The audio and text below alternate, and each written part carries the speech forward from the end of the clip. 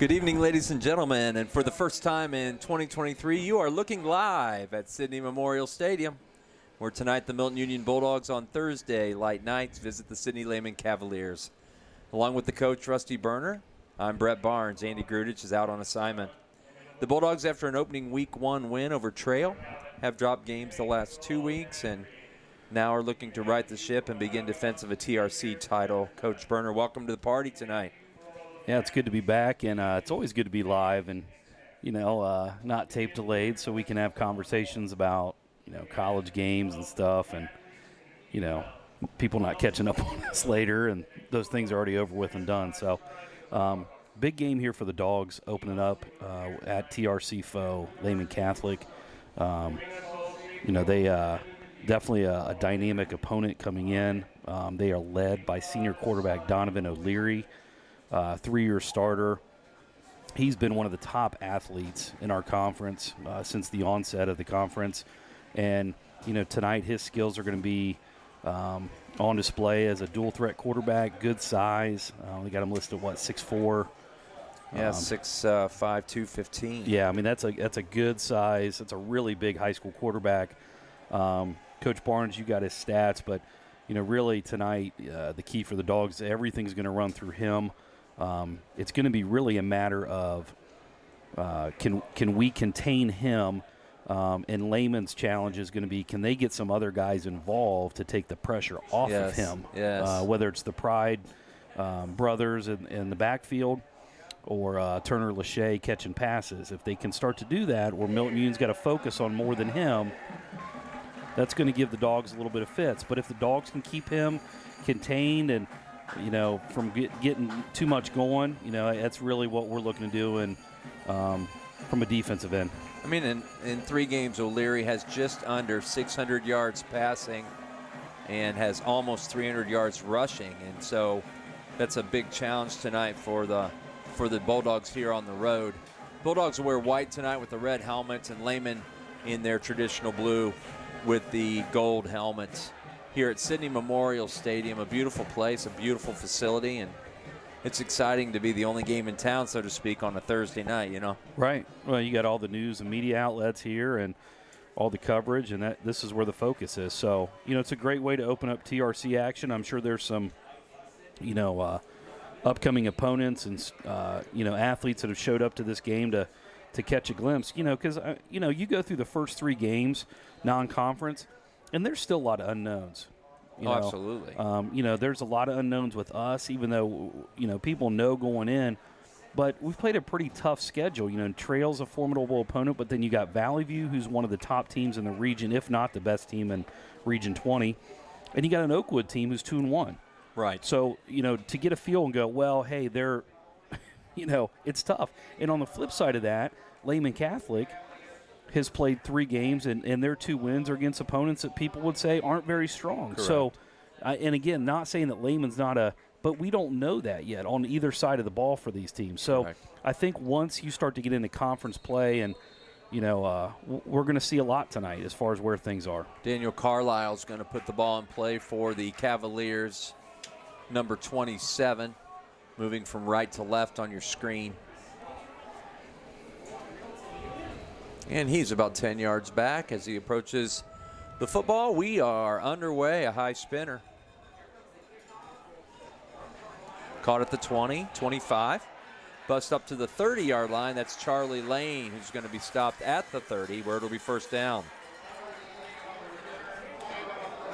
Well, early on, don't kick it to 17. I think enough teams have learned that lesson. 17 being Peyton Mayfield.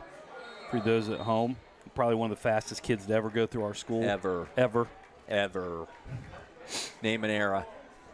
Wyatt Kimmel leads out the Dogs under center here, tight formation. Lane split right. Up the middle, Foose, and he's going to get 5. Jordan Foose, number 11, with the carry.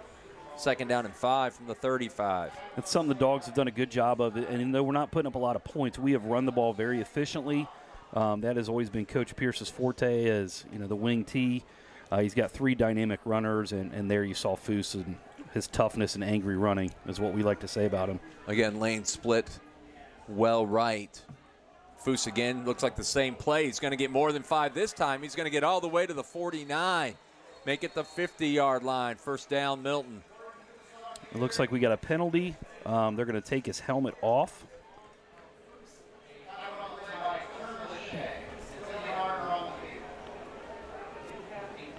This is an important call from the standpoint of whenever a helmet comes off a player, they have to come off the field.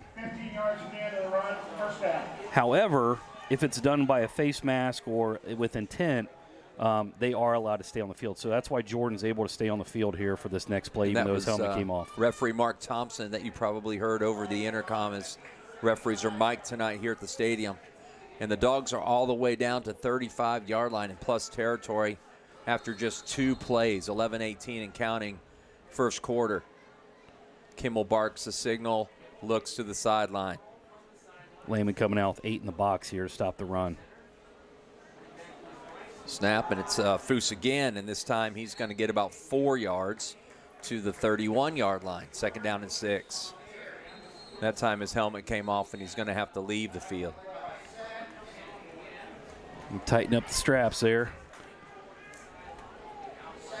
Lehman's got a lot of size up front, as you can see. They're going to run some guys in and out of here.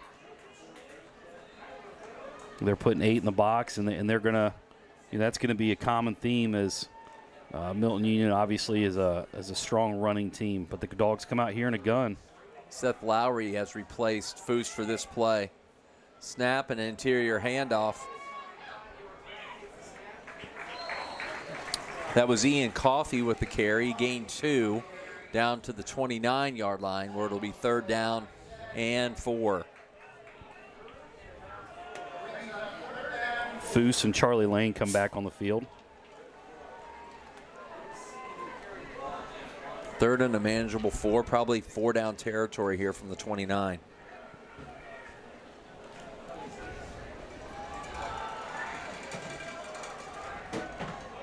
Play clock, plenty of time at 14.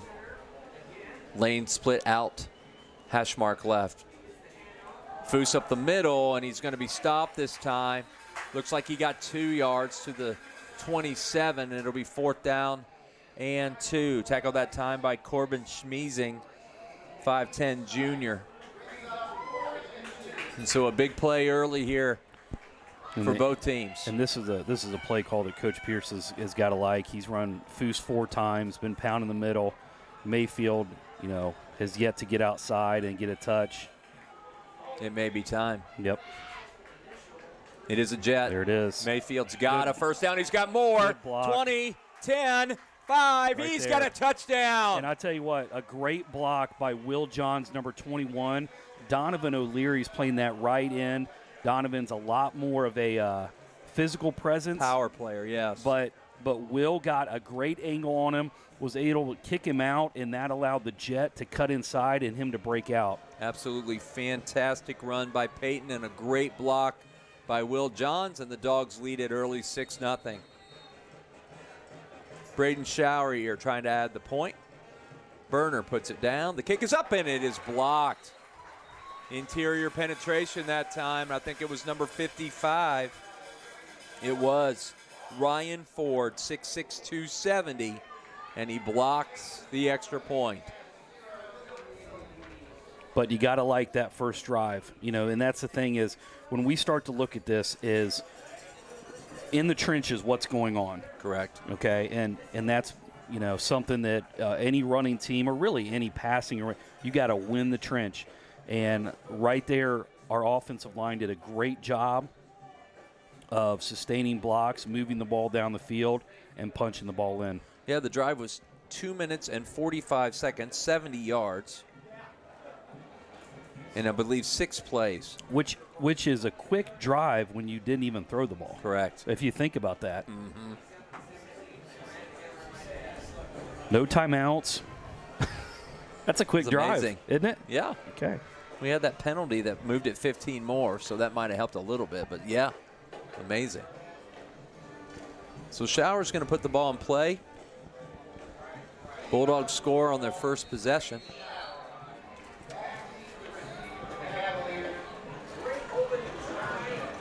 Schauer hits it very well, and it Good will kick. land at the M in Lehman.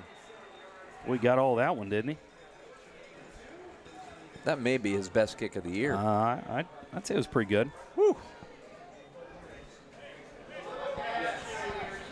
So 1st and 10 at the 20 for the Cavaliers, and probably the most or one of the top 2 or 3 dynamic players in the league. Number 12, Donovan O'Leary, comes out to lead Lehman. We're number 12. 4 receivers set, flanked. Got trips left here. He's going to pull it and keep it. And he got outside. There is a flag on the play. 35-40 and down at the 45, but I believe it's going to come back with a block in the back. Here's Mark Thompson.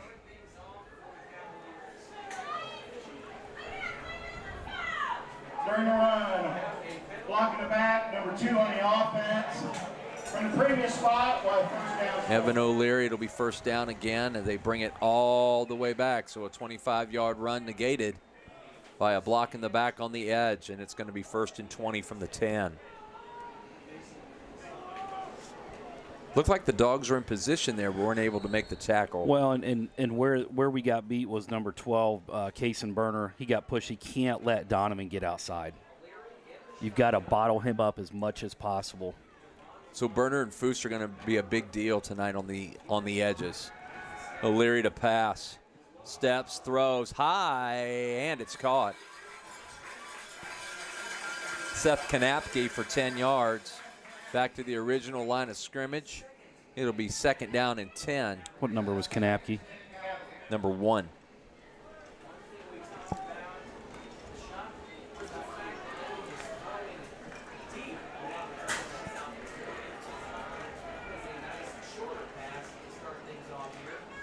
Shotgun snap to O'Leary, drops to throw.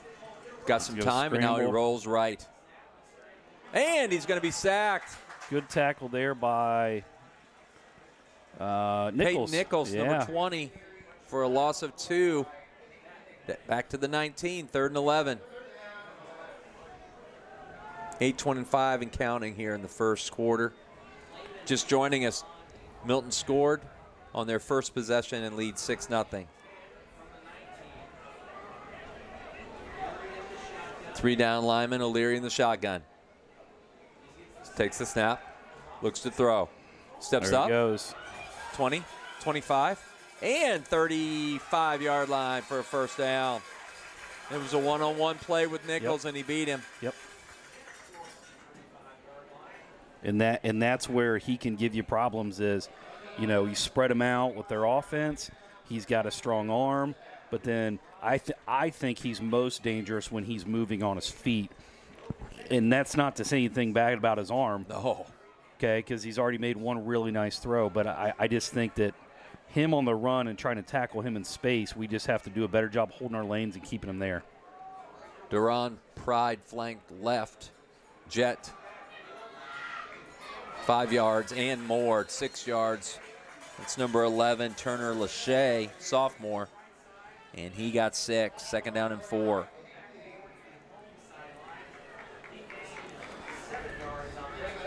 Let's make it 7. Yeah.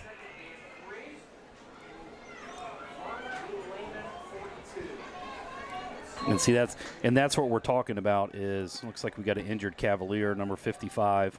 Yes, Ryan Ford. That's that's a big kid the right man there. that blocked the extra point. And he's in some pain here on the sideline. O'Leary snap. Dogs blitz. He's bottled. He's in trouble. And he throws it away. Good job of throwing that away. Really nice job. Jordan Foose hit O'Leary there as he got rid of the football. Yeah, I think Donovan wanted a late hit. I don't think you're going to get that. Yeah, you were in the shook his head on that. Yeah, that's. And we'll talk about that when we talk in our segment about player safety. Yeah. Player safety and rules changes, and you're still going to get hit. And that was pretty clean, I think. A huge 3rd down here for both teams. I don't think anybody crossed. Good job by the Dogs. We've got a few Lehman fans that I think are looking to get into officiating at some point in their lives. Or maybe they already Option, are. snap. Good job. And Nice they made job. a play. Oh, my goodness, that's Huge Mayfield. Play. Great play by. And a loss of 6 back to the 35. What number was that, 14 on the carry? Yes. Okay. Deron Pride on the pitch. And Mayfield made the play and will drop back to receive the punt.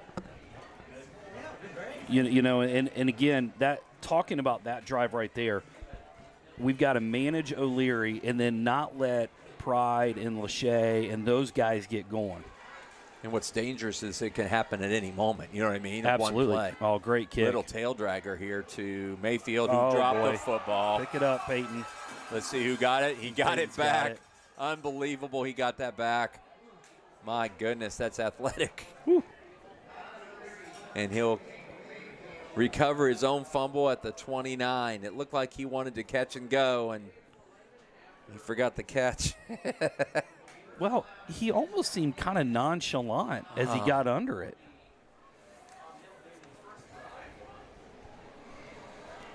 Dogs are going to start on, what, the 28? Yes, it looks like the 28 or 29 yard line. So second possession for the red and white here. 6:26, not quite halfway through quarter number 1. Little pistol set here. Yep. Snap and a little what counter. a play call. Oh. Get upfield, Peyton. Peyton made a man miss. That's all the way to the 45. Peyton Nichols. Well, that's something new we haven't seen yet. Looks like he may have hurt himself. About a 16-yard gain there for him. And he's up and shaking that left leg a little bit. Little pistol with some brought back counter with Nichols. I don't know that was an injury timeout. Yeah, it was. They sent him off. Did they? Yes. Okay. Ian Coffey into the lineup.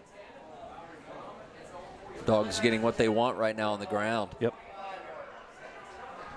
Pistol this time with Foose in the backfield. Plenty of time on the play clock. Kimmel, Foose. And this time he is bottled up for a loss. Loss of about 2. Number 5, Corbin Schmeezing. Make that Will Ford.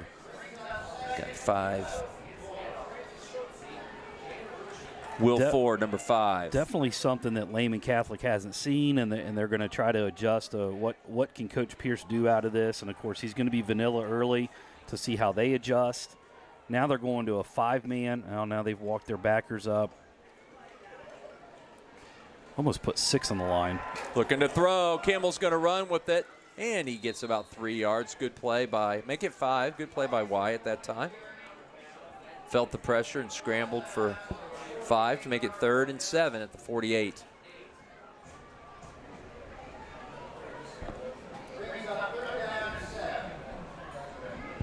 It's a big 3rd down here for the Dogs. Been putting Mayfield on an island a little bit.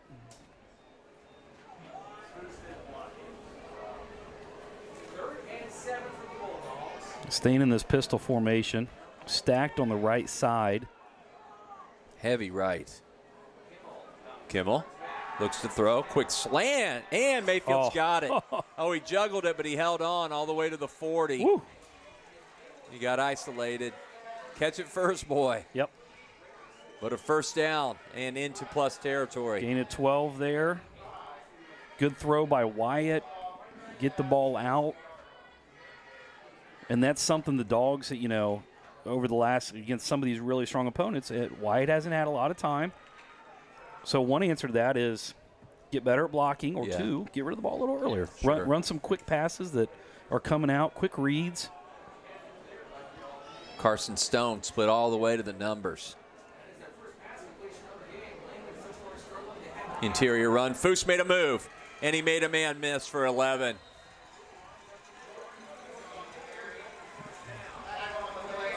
Power football to the left that time. Make it a gain of 12 all the way to the 28. Timeout, Lehman.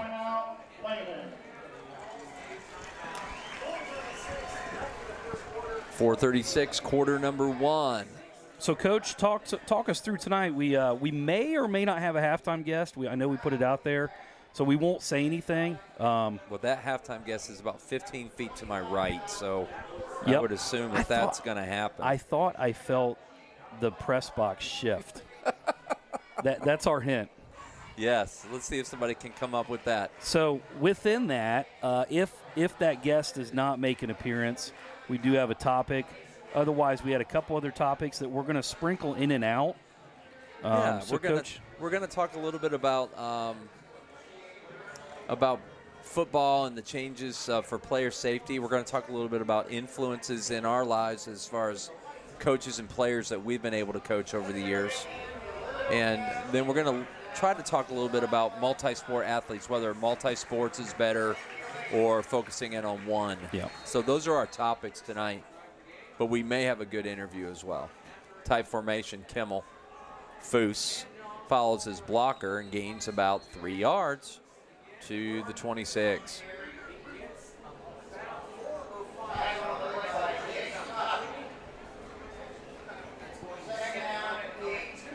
Second down and 8. Power football. Everything's between the tackles, and then we'll sprinkle in a little bit of.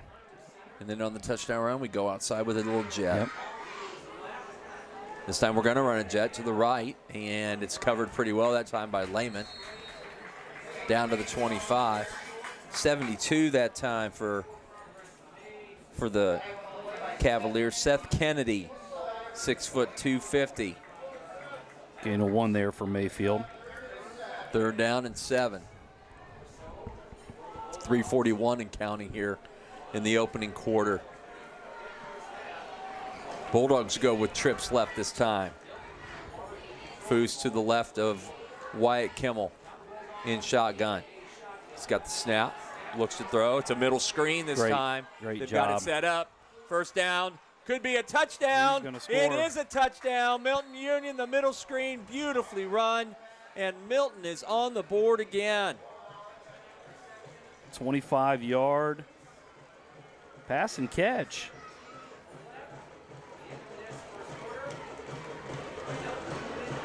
Nothing MU. Well, Coach Pierce, I feel like you talk about some guys are a step ahead. I feel like he's usually 2 or 3 steps ahead. Shower trying to add the point. It's up, and it is good. He's so good at setting things up, getting the defense where he wants them, and then executing right there. We go trips left. You've got Nichols, you've got Mayfield, and everybody in the world saying, we're going to throw the ball out to Mayfield. Correct. We just scored. And we got Mayfield. a blocking back out there, right? Foose is in as a protection guy, and he just slips right out, and you get him in space, and Foose knows what to do from there. Just a beautifully run screen. Yep. Well executed. And so right now, this young Milton team has got to continue to build on this right now. So this lead, and they got to keep pushing because, there's this feeling of mortality with the TRC teams with us, and now all of a sudden, okay, 2 drives, 2 touchdowns, you just need to keep your foot on the gas. And you feel like O'Leary and Pride have the potential to break one at any moment. I just have that gut feeling like. Well, Leary's not going to go away. It's one missed tackle. Oh yeah. It's a touchdown. So he's not going away. Nice to have a 2-score lead early though. Yep. 3:17. All right, Braden put it in the end zone the first time. Let's see what he does with this one. Another good one. Little high spinner, and it's going to land at the 1 and roll in. Coach Pierce has got to be happy with that. So, Coach, where are we starting at with our discussion, and then we can. Let's start with what I consider a no-brainer, and that's multiple sport athletes versus a one-sport athlete. Okay. And I'll just throw it out there that if you look at the number of people in the NFL who played multiple sports, that should answer the question already. Uh-huh.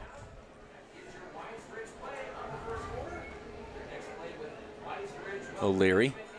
Hands, and nothing it's there. Swallowed up. Looks like that was Who was that? Nah, Pride, that be was Fuller. That'd be Fuller. Number 62, Kyler Fuller. Who also won. And Duron Pride carried the football that time for a loss of 1. What's your thoughts on it? I tend to agree. I mean, you think it's some of the greatest athletes that come out of different schools, and they're all multi-sport guys. Now, I'm not saying you can't individualize, but I think people are being sold on that idea a little bit more than it probably should. And I'll go into why here in a minute. Trips, O'Leary. Jump pass. Oh, nice a beautiful ball. pass. Wow. Oh, absolutely gorgeous. All the way to the 37 that time. He hit Turner Lachey, sophomore, for a first down to the 37. Well, the best athlete I ever personally coached was Mitch Evans. And Mitch Evans played 3 sports. Yep. And people ask, well, what do you think of this person or this person? And I said, well, they're not Mitch Evans. Right. O'Leary. Dogs bring 4. He's got forever and a day. And now he looks to throw it down the sideline, and it's incomplete. Well, I think one thing to talk about is being a multi-sport, you are becoming a more well-rounded athlete. Right. And in today's games, that's what it is. You're training different muscles, different movements, different things that are going to benefit you even in the sport you're doing. And at the end of the day, if you're really that into your one sport over the other 2 or 3, then you're finding times to keep working at that craft even when you're in the quote-unquote off-season. Correct. Snap to O'Leary. This time it's handed up the middle. That's Pride. Makes a man miss. It looks like he's just going to be short of a first down. Yeah, he is. That's number 13. Okay, so was that 13 or 14? Not sure. I think it was 13. Okay, so that's going to throw us off here. Yes, it is. Not only are they twins, but they wear one number away and they play the same position. Yeah. Okay, good to know. I got to feel like this is going to be number 12. This time it's Duron split to the right of O'Leary. Big third down, 3rd and 1 from the 46. Yep. He's going to keep it, and he's got a first down all the way to the 50. You're going to get that. About a 4-yard gain there for Donovan. Now, I'm going to say this, and I'm going to say this, and Donovan reminds me of a Tim Tebow kind of quarterback. Yeah. Would you agree with that?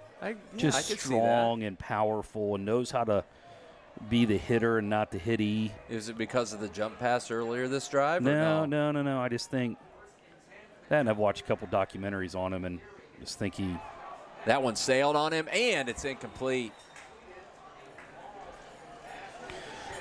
So, yeah, I just think there's a, and don't get me wrong, I'm going to swing here to the other side. You got a kid named Gabe Cupps at Centerville High School. Right. And all he does is basketball. Right. But the difference between that kid and other people is he's doing that because he absolutely loves basketball. Yeah. Gym rat. It's his life. Gym it's rat. his life. It was never, I'm going to do this because I'm chasing a scholarship. Right. And I think that's a big difference. Lachey keeps. Yeah, that's the. And runs over his own man. Got 12. Mr. Pride might want to get out of the way on that one. Took a shot. It's about 11. 1st and 10 for Lehman plus territory down to the 39. 50 seconds left in the quarter. And I'll go another step further, especially at a smaller school. I have rarely met a kid who said, "Hey, I'm going to quit this sport because I want to get ready," and they really took advantage of that. I'm going to be in the weight room. And then they don't do anything. Yeah. Here comes a blitz, double A gap blitz, and O'Leary sees it, throws low and incomplete. I think we got lucky. That would have been some yards. I think that's where you say, Donovan, you might want to keep the ball in your hands there. Let's run it. But Foose had tackled him in space earlier, and I'm sure that was part of his thinking there. Carson Levy in on defense. Jacob Schuler in on defense as they rotate a couple of guys out here. And to defend Donovan there, he knows he's got to get other guys involved early in the game. That's going to be a gain of 25 if it's a good throw. There was nobody there. Right. If not more. Shotgun. O'Leary swings it out, and it's incomplete. Incomplete pass. Dogs had that pretty well defended. Little swing pass to the right. Yep, and so now big it's third down. 10. Yeah. Big. I'm going to think this is, even though it's a 3rd and 10, I think this is probably 4-down territory for them. Down 2 scores. Yeah. If it is, you might see a run here. Because you don't need 10 necessarily, you know. Could get 5 or 6. Play clock down to 5. O'Leary, motion. Ooh. Got it. Looks to throw. It's a little corner route, and it is incomplete. He just missed number 1, Seth Kanapke there. And now a 4th and 10. So from a play call standpoint, if you're in 2-down territory, I feel like you need to run a shorter. That's what I was saying. Like, you don't need. Get 4 or 5 or right. 6. And they are going to go. Now, you know, and then at that point, you're 4th down. You know, do you have a 5 or 6 or 7-yard play versus now you get a 10-yard play? So you're going to have to keep an eye on O'Leary. Make sure we keep him bottled up. Looks like we're going to have 2 guys, no safety over the top.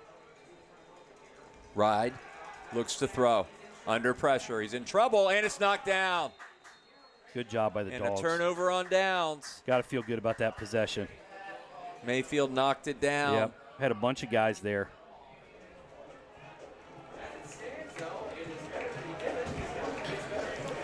It looks like we're going to run 1 play before the end of the quarter. Just to finish up our thoughts on multi-sport athletes, like you said, I think there are definitely times when one sport is good for people. It's not 100%, but yeah. But the hey, I need to go to one sport to get a scholarship. I think is where we lose people. Sure. Are there kids that just say, hey, I just want to do that? Gabe Cups is a prime example of that. But when you have a kid that says, I'm doing it for a scholarship, not because of pure love. Oh boy. Pick it up. You know, at that point, that's where your burnout happens. Play was doomed from the start, but that is the end of a dominated first quarter by Milton, who lead after 1, 13-0. We'll start 2nd down when we come back. Looks like he lost 34. Lose about 4 yards on that? I believe it was 5. 5, so okay. 2nd down, 15. Limping, Casey Wrench is limping a little bit, trying to get his legs underneath him. But yeah, I think it's, you know, I think your sport specialization people, there's a, you know, whether it's AAU, club soccer, club volleyball, travel softball, you know, they obviously, especially in your smaller communities, they need players to have those teams. Right. And so you have to be ready, and like as a parent, you have to say, you know, what's best for my kid?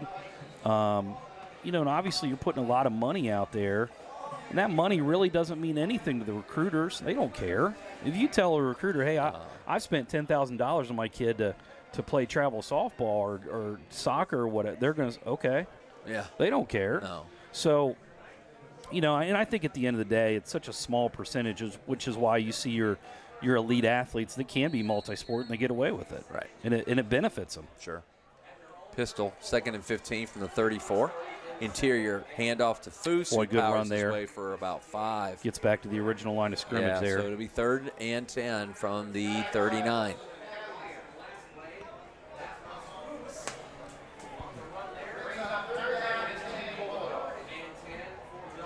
Okay, so this is not 4-down territory. Not at all. Is this reach into your bag of tricks play? Is this a just manage and be smart? Is the, you know, again, we're 2 steps behind the play call. 7 on the play clock. Kimball to throw. He's going to roll right. Looks, throws across the middle, and he's got Nichols for a 1st down. Or just get the 1st down. Just run your 12-yard play. Beautiful drag that time by Peyton, and it's a 1st down. Good throw by Wyatt. And that's Peyton's first catch of the year, I think. I believe so. So 49-yard line plus territory again. Great play call. Little drag action, flood the side. Here comes Peyton along the backside. Good pass and catch. This is why you got to let coaches coach. I mean, we could not have run those plays that first week. Well, yeah, absolutely. Be patient, people. Yep. And I'm saying that for Ohio State fans, too. Oh. Pay attention. First-year quarterback. Kimmel.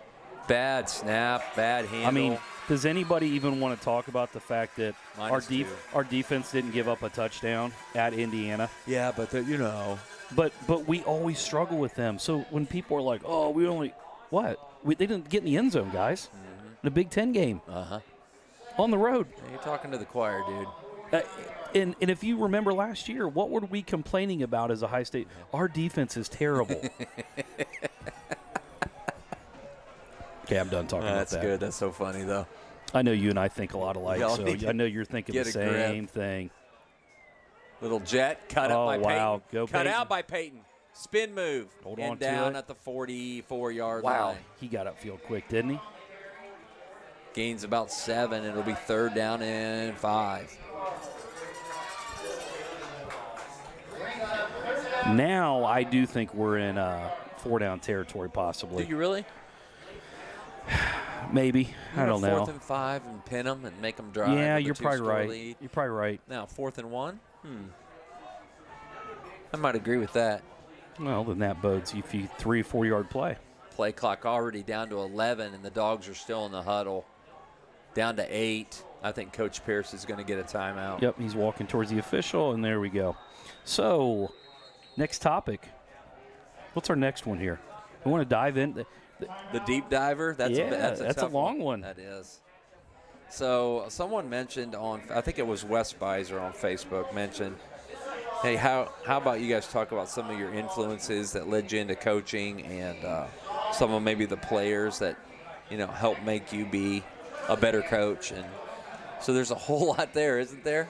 You know what's when we were scary a is little kid all the way up. When you reread that, I didn't even think about players I've been fortunate enough to coach. Yeah, I think he said both on. He did. He did. I think so. But when I saw that question, I kept thinking to myself, like, we got to break this down because I think there's the influence on us as kids with pro athletes and local athletes because when you're a kid, those local guys are like pros. Mm-hmm. And then I think you transition into even the high school players that are playing when you're a little kid. That's what I mean. Yeah. Those, and then you transition into pro athletes and maybe teams, coaches that influenced you, that coached you, and then I think once we went into coaching, then I think you transition into who are the coaches that influenced us, along with now you're talking some of the players. So this is a multi.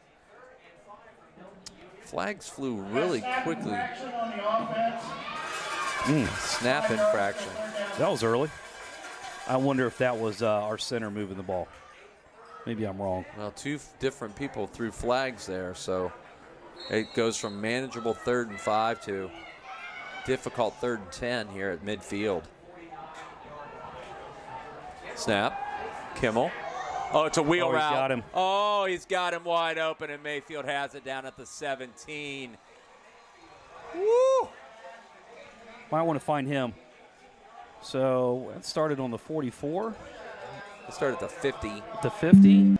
Down to the 18, so 32 yards. Sideline warning against Lehman as well. First down for MU. And they're looking to add another touchdown here. Early second quarter. 2 huge 3rd down pass plays from Wyatt Kimmel to 2 different receivers.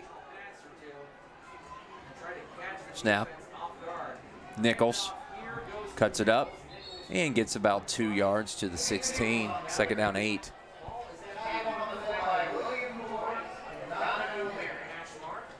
O'Leary with the tackle. So, Coach, go ahead here. And I think so. I think if we do this right, I think we talk about those when we were kids. Yeah, I'll start with that. And the impressionable people that on us. Yeah, and you're not going to know some of these people because I didn't grow up here, so I won't spend a lot of time. Rusty, I'll let you speak. Motion. Interior. Foose made a move to the left, a little jump cut. He gets down to about the 9. It's close to a first down, but I think he's just short. 3rd down and 1. I'm going to start with my father. Okay. Absolutely brought a love of sports to me. I remember this will date me, but in 1976, watching Indiana, who was undefeated, play Michigan in the national championship game. You know what we did at halftime? We drew plays. That got me started. Nice. So that's where I'm going to start. Okay. This is a huge third down, 3rd and 2. Patented sneak, and let's see how far he got. He looks like he got him. Depends on which line judge you're going with.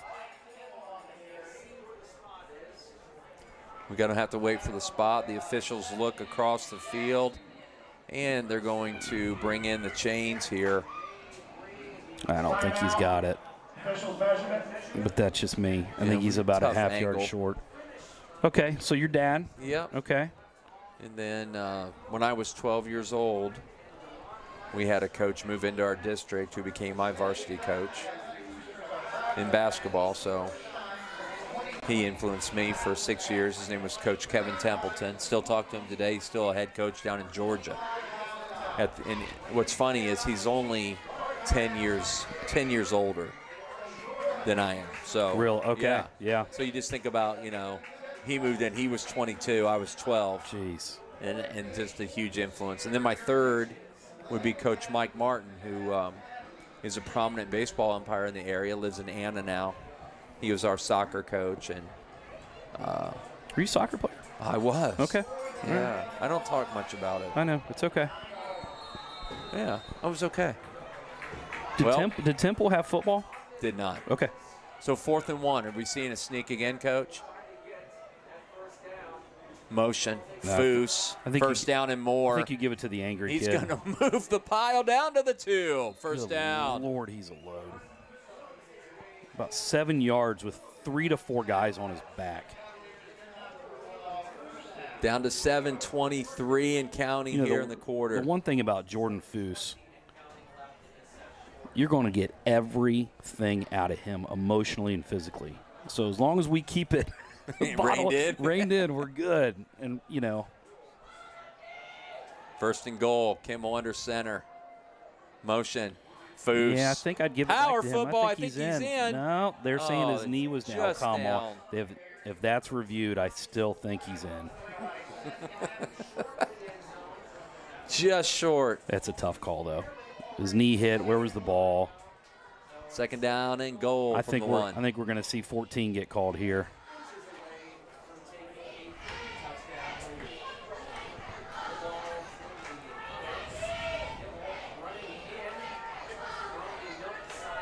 Play clock at 13, still in the huddle.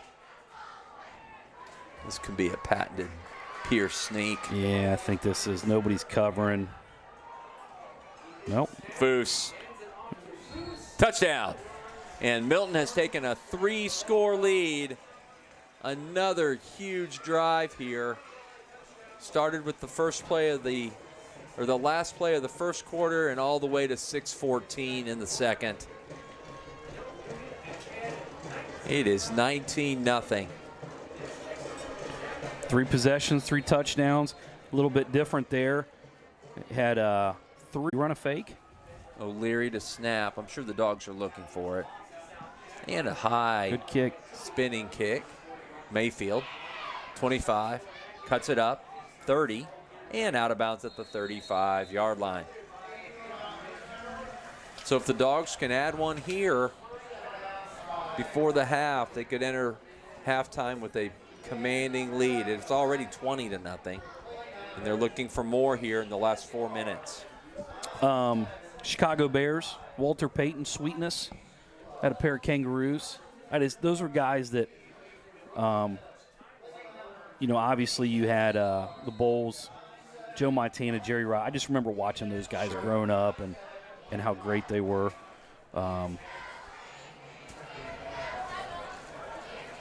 Pistol. Nichols. Cuts it up. 40, 45, all the way to the 48-yard line.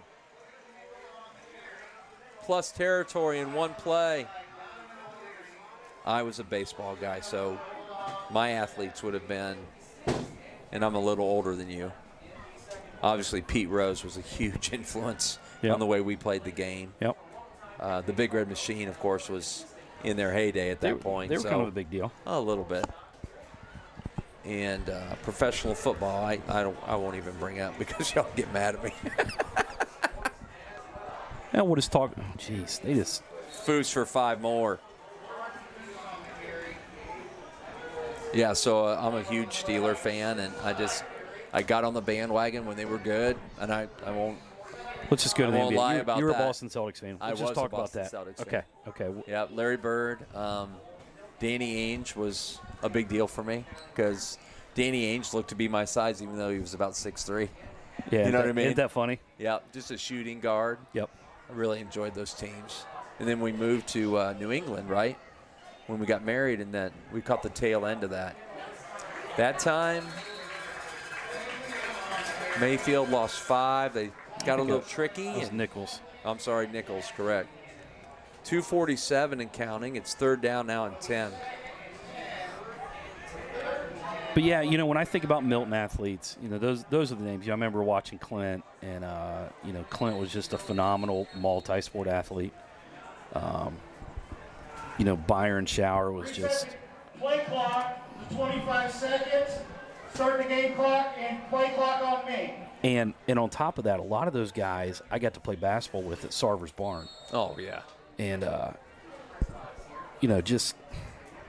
and I'm sure there's guys I'm leaving out that I go, oh yeah, but I was fortunate because of my older siblings that I got to get drug around all that stuff as a kid and watch those guys, and Coach Tyson in basketball, Coach Thompson. Those were all great memories for me. And I tell people, most kids when they're growing up, they take naps in a crib. I took them in bleachers, wood bleachers. That's where my naps happened. So moving on, as you got older, and you started to say, hey, I want to get into coaching or whatnot. Who were some of those people that were influences on you? Maybe they're pro coaches, college coaches that you spent time learning about to influence you as a coach today. Well, the discipline of a Bob Knight can't be overlooked. I don't know if his methods were exactly what we were, excited about, but I have no idea what you're talking about. Yeah, okay. His discipline, on the other hand, was incredible. So he had an influence. Dean Smith had an influence. Are you looking at my list? I am not. 3rd and 10, pistol. Looks to pass. Looks to throw. Deep slant. It's high, and it's intercepted. Okay. And out of bounds at the 41. That's number 11, Turner Lachey. And Wyatt got away. It got away from him a little bit. And now the Lehman Cavaliers have a chance to add points here before the half. He stepped out at the 44-yard line. 1st and 10 at the 44.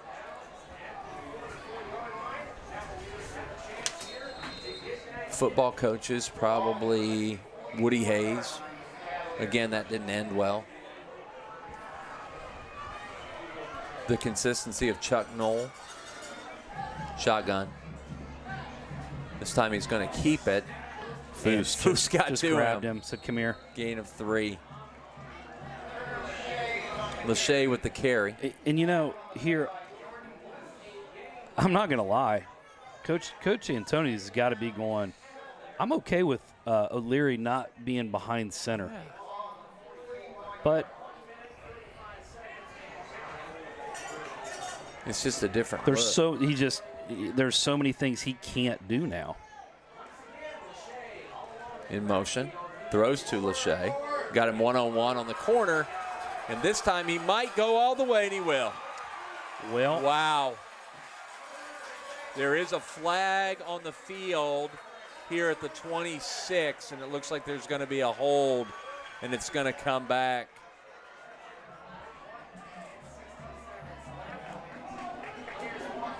Here's Thompson. Holding offense from the 26-yard line. Okay. You know, the home fans are not going to like that one. And that will make it a second down and about 2 from the 36. 2 big plays from O'Leary, brought back by penalty. So I think for me, look who my first 3 are. Woody, Bob Knight, Dean Smith. That's amazing. Not rehearsed. No, we didn't talk about Nope. But I think those were guys that just really embodied the process. I think that's the best way to put it. Sure. This time O'Leary is in shotgun and rides and keeps. Fuller dives and misses. It's going to be a first down to the 28-yard line. There's 1:09 left in the quarter. Just joining us, Milton 20 and Lehman 0, but Lehman off a turnover here is moving on. I got to think, you know, this is a big possession here as Milton will start with the ball.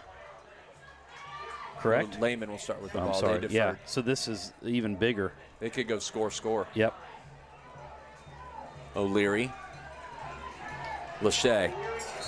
Good open field tackle by down to Johns. 21. Okay, so this will be interesting. And Lachey is down and hurt as he's looking at an ankle. Will Johns made the tackle. 42 seconds left. Injury timeout. And it felt like Milton was going to get to the half at 20-0. Yep. And now it's a possibility that they're going to put points on the board. What was that, about an 8-yard gain? Is that what you got Yes, for I that? got 8 yards. Okay.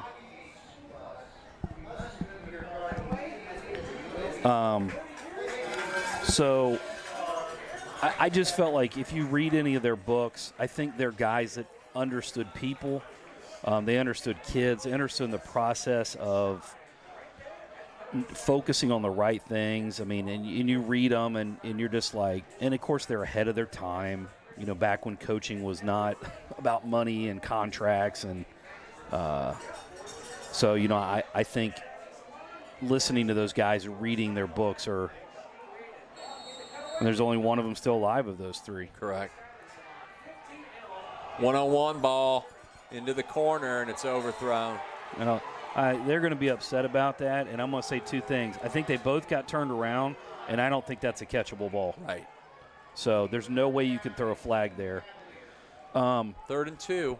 Now, other influences, you know, for me, Urban Meyer was a big one, and I think not just, you know, I think a lot of people, you either love him or hate him. I think for me, when I went through my health scare a few years ago, that's where, you know, he was – I learned a lot from him on that. He went through the same thing. He went through a much higher level of it. 3-man rush, plenty of time for O'Leary, and he rolls to the left. Looks like he could run for the first down. He's going to throw for a touchdown instead, and it's incomplete. Looked like he got a little impatient there, and now it's 4th down and 2 from the 21.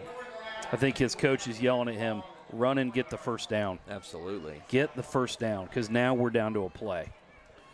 So, but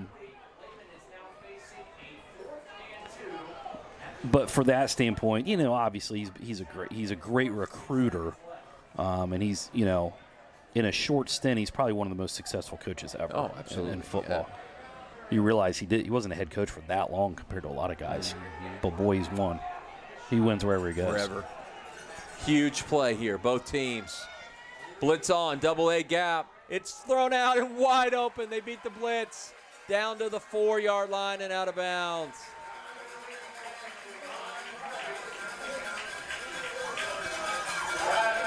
Deron Pride with the catch, and it's 1st and goal for the Cavs. And he got out of bounds. How much time was on the clock when that play started? 26. Okay. Cavaliers looking to gain some life here and get some hope. It's been all Milton.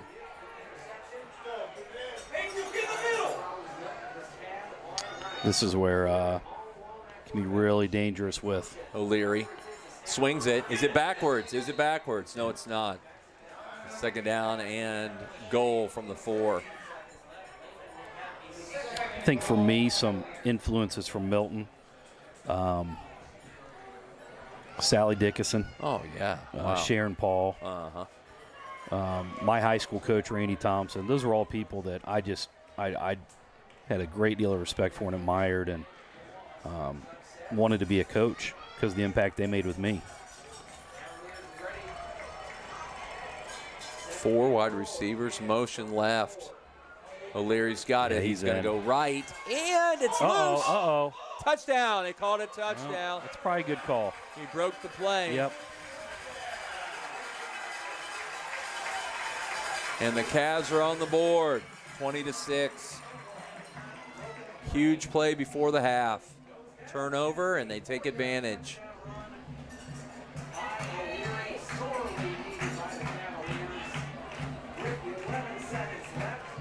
"11 seconds left, second quarter." Daniel Carlisle tries to add the point. Low snap. The kick is up, though, and it is good.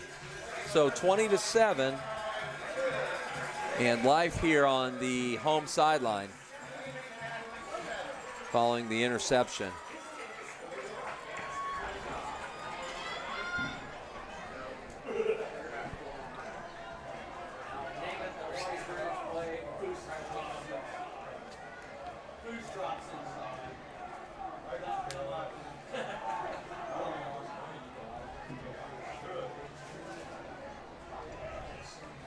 Kind of starting to get my stats going since we're going to be a little bit more talkative. Of course, if I don't see him. I don't know if he left or not.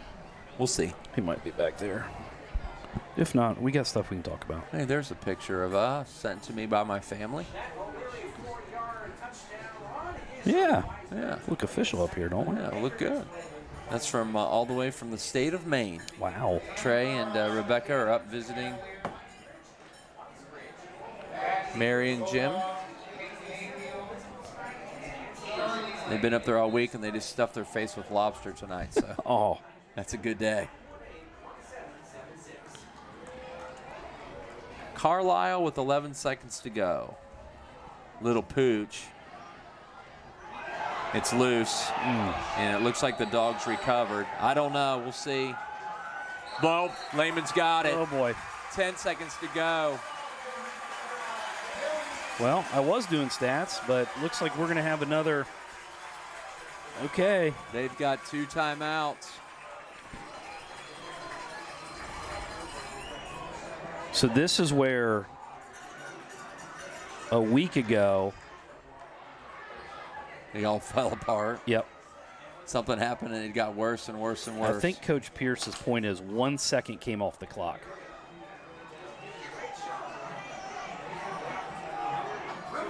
I think that's his point they're right now. going to get some time off. I think They have to. And I think that's tough, but so Leary's going to have 8 seconds and 40 yards to try to add points here. It's 20-7 Milton in a game dominated by Milton until the last 4 minutes. O'Leary in the backfield. Snap. Looking. Throws. And it is incomplete. Looking that time for Duron Pride. There's 3 seconds to go. one play here, so.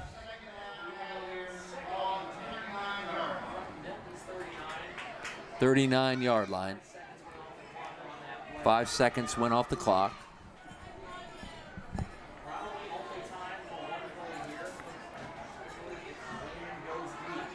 Probably time for a Hail Mary. 3 split left, 2 split right. Dogs have 4 safeties back at the 20, and they backpedal. O'Leary drops the throw, and he throws it for all he's worth. And it's going to be incomplete. No flag on the play. And that's the half. So really, didn't affect much other than their attempts. So at the half, it's Milton-Union 20 and the Sidney Lehman Cavaliers 7.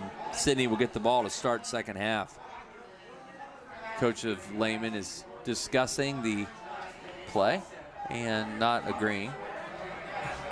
Nope, he doesn't want to let it go. And, you know, I get that. Sure.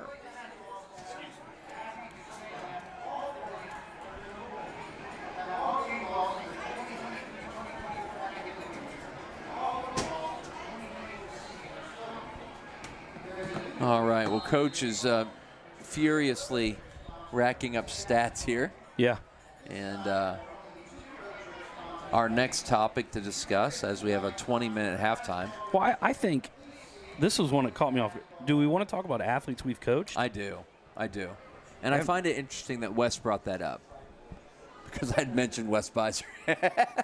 And I don't know if he did it to self-serve or not. And I hope you're listening, Wesley. I really do. So, obviously, great talent makes you a better coach, right? I think we all can agree with that. I would agree with that. So, as you think about it, the great talented players, kids like Brandon Sewell, who you don't know, and why do I know that name? You don't, because he's from Maine. Yep. Back when I taught there. Yep. And Kevin Crosman, guys that just allowed you to be able to be great coaches because of their athleticism. Everybody knows about those kind of kids, right? Yep. But I want to focus in on some of the kids that may or may not be the greatest athletes, but still make you a better coach, if that makes sense. Yeah, totally does. Because they are the heart and soul. Yep. They are the ones that come to work every day, and they know they may not get into a game. They may not be able to, be a part of the game on Friday night, but they're there every day working hard.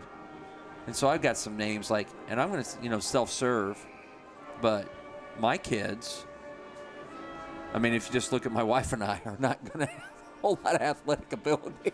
I don't know what Can you're I talking say about. that? Yeah.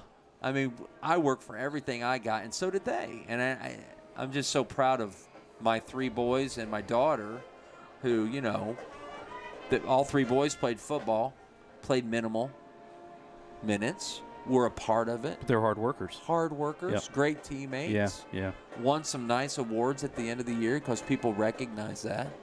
People like that are important. And my daughter on the tennis court, ends up being a pretty good second doubles player, you know? Yeah. And who would have guessed? Yeah.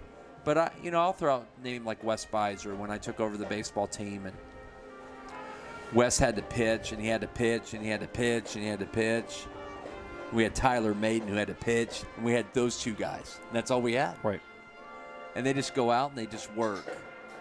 And those are the kind of kids. Now on the golfing side, I mean, we've had some success recently with 3 titles, and you don't do that if you don't have good golfers. But I had kids that worked, Sure. Came out and worked. Sam Case, who you probably could even mention, Yep. On the basketball court. Sam and Nathan Thompson and Grady Veach's-own and Max Grafflin. All these kids, I don't want to leave anybody out because those teams that won 3 in a row, we weren't great golfers, but we had a desire to win and work. And get better. Just get better. We'd find ways to win matches. We had no business. Yeah. That sort of thing. Hey, so we do have a halftime interview. All right, I'm going to take a break. Are you? This is good. This is you me? got it. Okay, I got it? Yeah. Okay. What's up, big man? So how are you, buddy? Fortunately, we had a guy that happened to walk into the game at the same time as me. And I'm going to get credit for bringing in our best halftime guest speaker over Grudage. And I am fortunate enough I could talk about this guy all day long. But we have got Wes Martin, MU legend, Indiana Hoosier legend, pro football player who is here at the game tonight. So, Wes, it's always great seeing you, catching up with you. But tell us what's going on with Wes.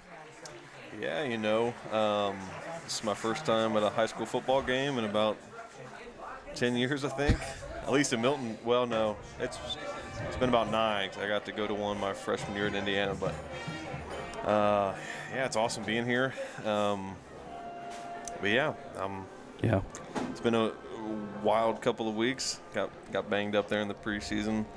That is what it is, and then the daunted cut day, and that didn't treat me well this year. So yeah, I'm hanging out right now. I'm just waiting for a phone call, and that's just how things roll. But Yeah. life is good. So what's going on in your life? I mean, obviously you're married. Got one little one? 2. 2? 2, yeah. Things are busy. Okay. So tell us about Wes off the field. Okay. Yeah, married, got 2 little boys. So we're running around crazy right now. A busy phase of life. Yeah, I dabbled in a bunch of different things through the course of my life. You know, the typical small town Midwest type things. You know, hunting and fishing and things like that. And Got in some woodworking? I did. Are you still doing that a little bit? When I can. When you can, yep. Yeah, it's harder to find time now. Uh-huh. Yeah, actually, I built my son's crib, you know, from scratch. Nice. A bunch of white oak, a little bit of poplar, and so yeah, I've dabbled in a bunch of stuff. I dabbled in a little bit of real estate. Okay. Recently. Okay. Old movie theater in Troy. Oh, yeah. Ohio there. Yeah. That's gonna be kind of cool. Is that with Tony Scott? That's correct. Yeah. Okay. Yep. So hopefully get that up and running here soon. But yeah, a whole bunch of different random things. Just keeping yourself busy. That's right. Yep, Gotcha. That's right. You know, I was talking about you the other. You don't remember. It's hard to believe you've been out of school for 10 years. Oh, tell me about it. So, I have 2 Wes Martin stories, and none of them have to do anything with football. Okay. Can you believe that? Most people talk about you like just pancaking people, and so my first one was, do you remember, and I think it was Grudage, when you were in high school, you probably don't remember this, he would let you leave for lunch a little bit early because you had this massive lunch. Oh yeah. Do you still have that cooler? I think so. It's probably at my mom's house. I mean, we can't call that a lunch box. It's a cooler. No, yeah, it was a cooler. And I remember because I was teaching middle school gym, and you would just walk by the double doors, and I go, "Where's he going?" And it was every day. Yeah. And finally, they were like, "Well, they got to let Wes go a little bit early because have you seen the lunch that he eats?" I also eat really slow. Do you really? It's extremely slow. Okay. I've made a lot of people angry over the years because I'm always the last one Okay. sitting at the table eating. So Okay. that probably factored into that too. And Well- there was a lot of food packed in that cooler. I'm sure. And I also eat really slow, so I needed that time. It was vital time for me. So. And my other story was you came to an open gym. A lot of people don't know this. You were going to play basketball your senior year. In fact, I've been trying to track you down. I keep telling you I got something for you. Okay. So that year we ordered new uniforms, and I had to order a 2X that nobody has been able to wear, and that's the West jersey. So I've got those for you. Okay. So you can hang those jerseys with your other jerseys. Yeah. So they will have zero, significance. Oh, no, but that'll go right. people in can the go, mix. "You played that well." I had a jersey. I was going to. Yeah. And so anyways, you came to an open gym, and we were there with one of our assistants who wasn't a Milton guy, and he goes, "Is that tackle?" And I said, "Yeah, it's Wes." And why is he here? There's no way. And I said, "You have no idea how athletic he is for his size." And Ben Stelzer throws a ball about 3/4 of the court, and you catch it in stride, take one dribble and reverse layup. And he looks at me, and I had no idea he was that athletic. I mean, it was just incredible because you're kind of a big guy. You know that, right? Well, it's all relative. It is. Yeah. In my line of work, I'm not the. You're not I'm a big not guy. the biggest guy, by any means. So what are like when you talk about you've been an NFL player for what 5? Is this your 5th year? Yes, year 5. Yeah. Okay. If somebody were to say 2 things that are so interesting about the NFL world that you probably don't know, what would those be? Or maybe one. I think the biggest thing that people on the outside don't really grasp is that for us in it, it's really like no different than any other person just going to work a job. I mean, Okay. it is a little bit different. Like you play in front of fans, and you're still playing a child's game for a living. Right. But Monday through Saturday, if it's not game day, I mean, it's pretty basic workout. I mean, you're in from 7 to 5. I mean, you practice, so that's unique, but a lot of it's just meetings, Right. and tape and studying, and I mean, we have to rehab and recover and stuff. But to us, it's not what everyone thinks it is. It's just you show up and that's your job to do. So you do your job the best you can, and then you go home and you repeat that as long as you can. It's your job until they kick you out. Yeah. Okay. It's probably not the big colorful answer you were hoping for. No. I feel like that's what people oftentimes think the NFL is, and then when they ask me and they're all excited, they're like, "Oh, what's so cool about the NFL?" And I'm like, "Sorry to it's a job. be a Debbie Downer, but it's just what we do for a living." Yeah, I take care of my body. I go work out. I get my mind right for whatever the scout, whatever schemes. It's on a whole new level from probably what you did in college. Oh yeah. Well, in college, you work out in the morning, you practice in the morning, and then you go to class all day, and then you have one meeting in the evening. Right. So you're really not spending that much. I mean, you are if you want to be good, you have to spend a lot of time at night and whatnot. But in the NFL, it's literally you're there 6:30, 7 o'clock in the morning, and that's all you do until if it's the regular season, you're there till maybe 5:30. If it's in training camp, you're there. You're there till 8:30. Yeah. And that's all you're doing that whole stretch of time. So it's nothing but football all day long. Yeah. Well, and now let me ask you this. So obviously, I remember when you were coming through school at Milton, and there was this buzz of, is he going to be a scholarship guy? Right? Yeah. And then you go to Indiana, and you just excel. I mean, you're going into your senior year, you're top 2 or 3 strongest guys in the country. I mean, the weight room I feel like that, tell me if I'm wrong, that sets you apart from other linemen as far as transitioning from the NFL or from college to the NFL. Was your strength and maybe your intelligence, like your IQ on the field. Yeah. So I don't know that anybody when you were in high school would have said, that guy's going to play on Sundays. Right. So here's my question to you. Was that something as you're coming through at Milton-Union, who's never had an NFL player, who's been, obviously Mitch went to IU, but other than that, really haven't had a lot of scholarship guys. Right. Was that something for you that you said, I want to play in the NFL without it? That's my, or was it something that just kind of like you just kept going and you were good? And I mean, talk to, what was your mindset with that kind of stuff? Yeah. So, I mean, it was always the goal, but I think it's every kid's goal, right? Sure. Every kid's dream. Like it was always the dream. That's the light at the end of the tunnel. Like that's where you want to get to. It probably wasn't until my second year at IU. I redshirted my first year. Then that following year I was out there. I started the first half of the season as a redshirt freshman, and I'm out there against guys like Joey Bosa and Mo Hurst and some of those other guys from Michigan and Penn State, and I'm holding my own. I'm not getting just destroyed every place. I'm like, well, this is going better than I thought it would. So maybe I do have a chance to really see it through, and maybe at that point it was still like, okay, well, maybe I can be a good college football player. Right.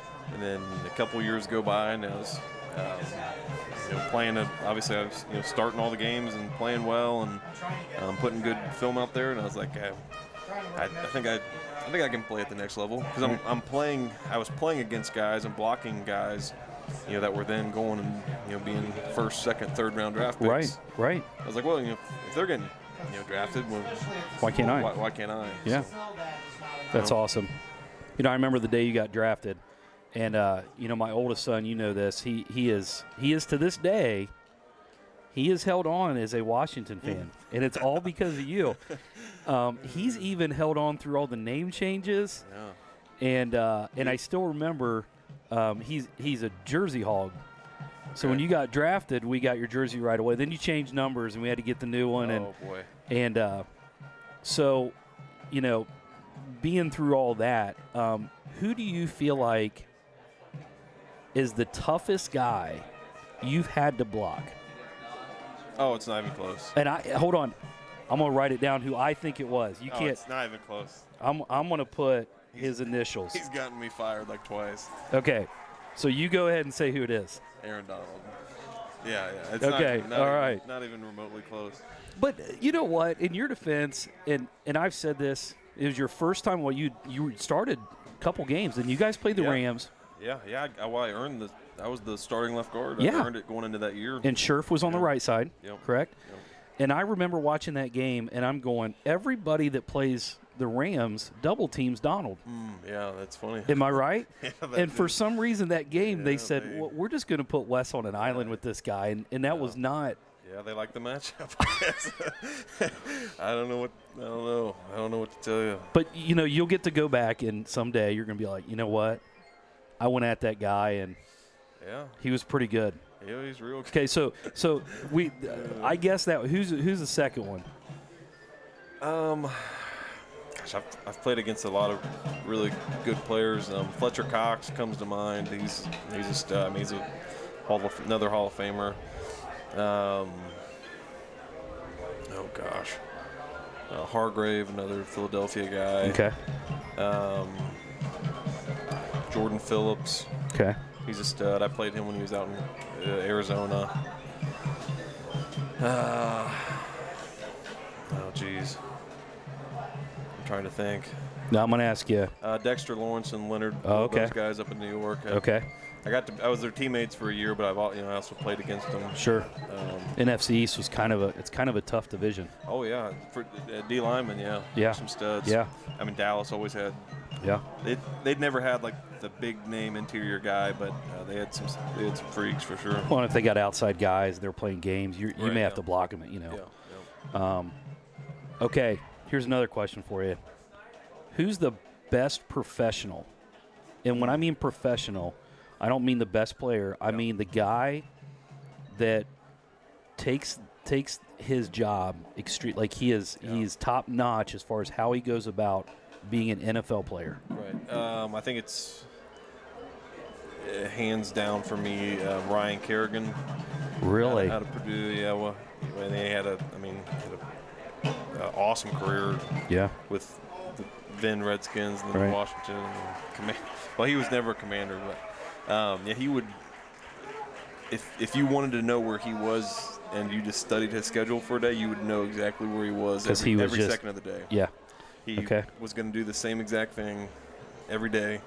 He was going to have the same exact meals packed in his little cooler every single day. Creature of habit. I mean, just down to the T, everything. When I was with him, he was like in year 10. He'd been in the league for a long time. Right. And he was still out there every day, taking every rep, rushing with everything he had left in the tank. Everything he did just kind of, you could just tell he was doing it the right way. Right. Took his job which is great to hear. I mean, that's why I'm not going to ask you the opposite of that because, we don't want. Now, I know you're going to be blown away. Carter has a Ryan Kerrigan jersey. I think he's got about 8 or 10 Washington jerseys. I believe that. It's a little obsessive. Although he did tell me, he said, if they change names again, I'm out. Oh, really? But I said, what if they go back to the Redskins? Yeah.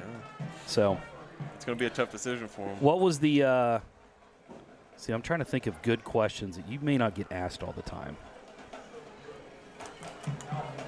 Ooh, I could really put you on the spot here. Yeah, go for it. Who's the most influential? This goes along with something Coach Barnes and I have been talking about. Most influential coach over your. It can be more than one, or it could be it for you. Oh, that is tough. I mean, all my high school coaches, just the high school level is so important in the development of just you as a person and your character. Like I learned from Coach Pierce and Coach Dickinson and those guys and Coach Blackburn, like how to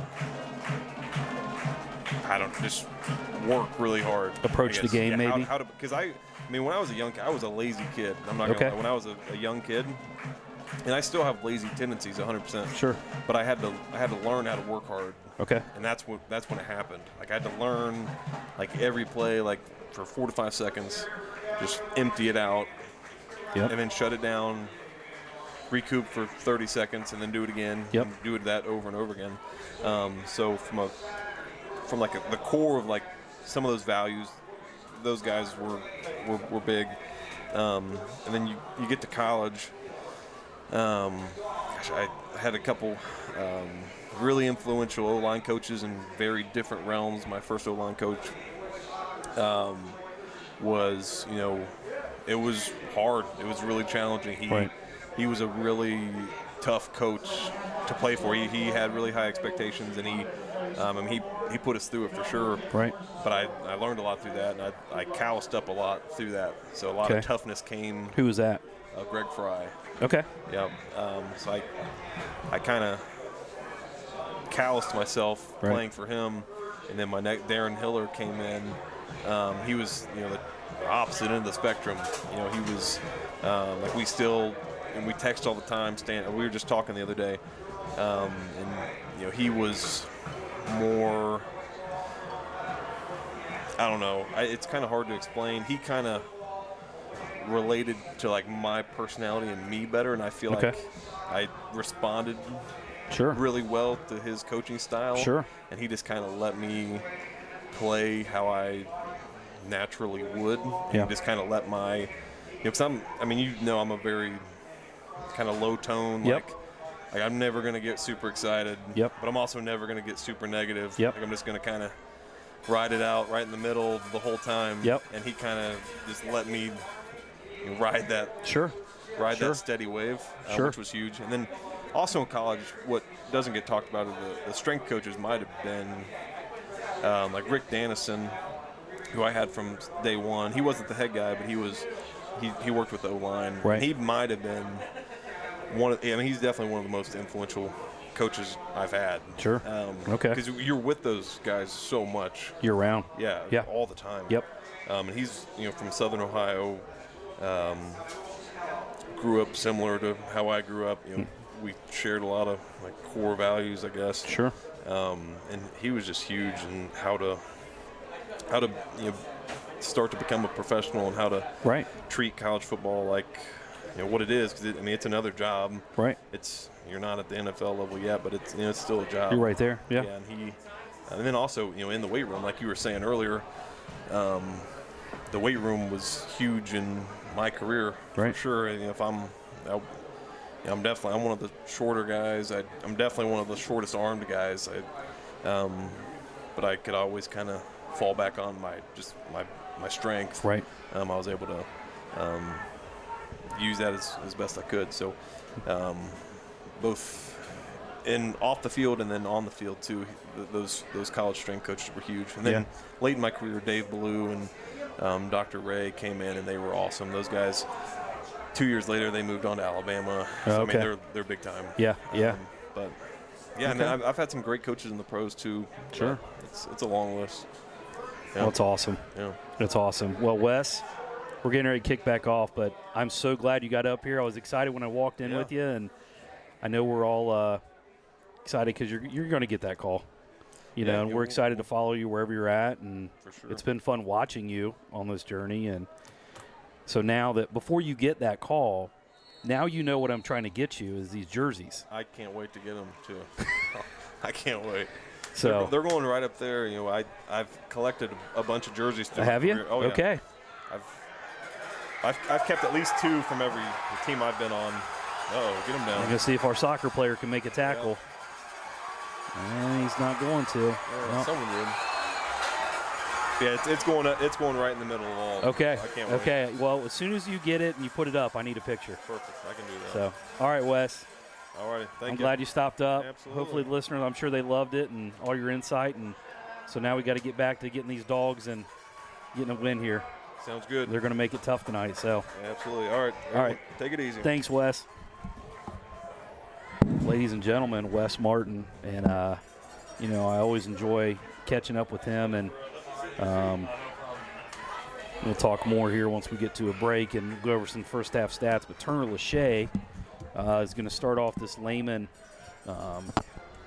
first half possession at the 5. At the 5-yard line with a great return. That is a large man. It's a large individual. Lehman right back in it. Yep, here they go. I think this is going to be a heavy dose of 12, I would think. Touchdown. Here we go, number 5. That's a new runner, Will Ford. Will Ford, and now all of senior. a sudden, this place is going to get a little bit louder. And oh, There's hold a on, flag we got at a the flag. And this is not going to go over well with the Lehman faithful. After the play, unsportsmanlike, 13 on the offense. That will be applied on the kickoff. Devin Pride with an unsportsmanlike. The touchdown will count. Yep. Wow, they have turned it around in like 5 minutes. Well, you know, momentum at the high school game is such a crucial. I mean, because, you know, I'm not going to run through all the stats, but both teams ran 30 plays in the first half. Lehman with 102 yards, us with 213 yards. Say that again, please. Both teams ran 30 plays. Yeah. I've got us unofficially holding them to 102 yards. Okay. And we had 213. 213, yeah. Now, granted, this is a four-yard drive. The kick is up, and it looks to be good. It is. Daniel Carlisle adds the point, and it is suddenly 20-14. Yep, real quick. And it was all Bulldogs. If you're just joining us, with 4 minutes left in the half, it was 20-0 Milton. You know, Lehman had not even got to the 40 on the other side of the field, and it was our football. Well, and, you know, looking back at last week, and I know we weren't televised, that was a game that our kids played really well, and they showed you their youth for about 5 or 6 plays, and that was the difference in the game, and it went from a 14-14 game to a 35-14 game. So right now, this is a did they learn from that? You know, how are we going to respond here? Because we're on the road. League game. We've had a couple things not go our way. And now all of a sudden there's that, you know, early on we had that swagger to us up 20-0. And now there's this little doubt, you know, and hopefully our players are looking up the scoreboard. Ironically, the clock right now is 11 for 1, which is a Coach Pierce thing. So, well, with the penalty, they'll kick all the way back at the 25, so the Dogs should get decent field position here. It seems like Lehman's had the football forever. Yeah, they have. High spinner this time, and it's going to be Charlie Lane at the 35, 40. And he is hit at the 43. Jackson Kennedy, just a freshman, 5'11", 250. Tackles Charlie, but good field position for the Dogs here as they try to mount a drive and break some momentum. And this is where we got to come into this and go, look, we had 4 possessions in the first half, and we moved the ball on the ground, made some big plays. So let's just put together a drive here. One play at a time, move the football, get control back here.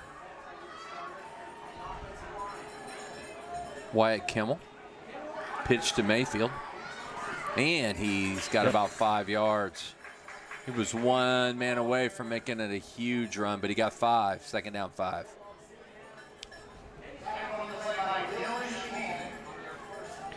You know what I love about Wes? You got a guy who's played 5 years in the NFL, walks in, and nobody would know it. I mean, other than he's a huge guy. Yeah. But he's not 6'6" huge. He's 6'1" huge. You know what I mean? He's just he's just a guy. Yes. Up the middle this time, Jordan Foose. And he gets across 4. midfield to the 49-yard line. 3rd and 2. Maybe a long 2, short 3. I've got 2 great Wes Martin stories, man. One involves my son Caleb, who was older. He was a senior, and they were running a little power sweep at practice, and Caleb was on the defense, second-team defense. And Wes is coming around the corner, and here he comes, and Caleb's like, Dad, he could have killed me. Snap. Power. First down and more, and he's going to get all the way to the 38. What a run by Foose. He said, Dad, he could have killed me. He picked me up, lifted me, smiled at me, and set me down. What a great guy. Oh, my word. And that's Wes. He doesn't need to embarrass you. Doesn't need to light you up. That would have been about 6'2" whatever against 5'6" whatever. Dogs driving plus territory. Mayfield's got a little jet sweep. He's got problems. And he's down at the 42.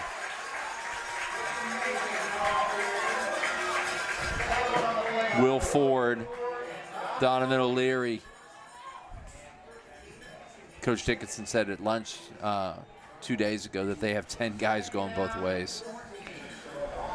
Yeah, so they're going to – it's something that we have been at the disadvantage of the last couple weeks, whereas tonight we won't be. 2nd and 14. And we come back to our pistol. Snap.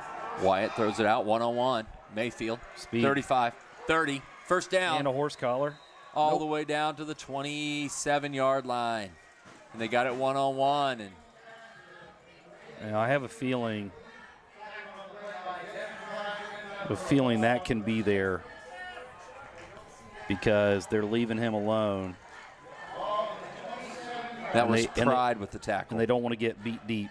9:09 and counting. Third quarter, suddenly a very tight football game, 20-14. MU. The offense done a nice job here, being very efficient. Back in our pistol. Foose talks a little bit to Kimmel. Kimmel, looks like play clock at 3. 2, 1. Didn't get it off. And they got it off. Kimmel's going to keep it. I don't know. Problem with the snap and Still play get clock. 2 yards, He but got no 2. flag.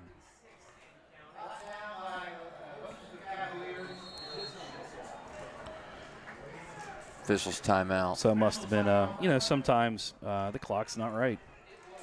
Looked like Wyatt lost his helmet.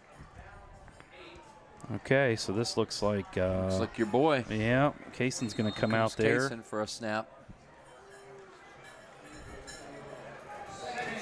Now, can you call timeout and keep him in the game? It's got to be a play. I don't know the answer to that question. Okay. Interesting. Lehman's crowd starting to make some noise here on this side. Burner hands it to Foose. Power football. He runs over the safety. He's still moving down to the 5. Easy, Pete. You got to like that. About a 19-yard run there for Foose. He's got to love the way he went for 160 last week. And Foose doesn't like looks like there's a little bit of chirping going on. Looks like there is a late flag. Be interesting to see if this is offsetting. If this is a unsportsmanlike against Pride. Yep, it's Deron Is Pride. that not an? I don't know who had it the first time. Who had the first unsportsmanlike? Was it his brother? I don't know if it was 13 or 14. And it is first and goal from I'm the 3. sure right now. So that's what half the distance. So what was that, about a 5-yard penalty? No, they had it at the 6, and now it's down to the 3. Okay, so 3. Snap. Foose hit twice. Oh, he broke it again. Yep. Touchdown, Milton. And flags are flying again. 3 flags at the same time. We got. This one's probably on Jordan. But I'm wondering, they're not moving yet, so I'm wondering if this is after the It'll play. probably on the kickoff, yes. After the play, Yep. a dead ball, personal foul number 20 for the offense. Okay, so That's it's on Nichols. Peyton Nichols. So the touchdown is good here.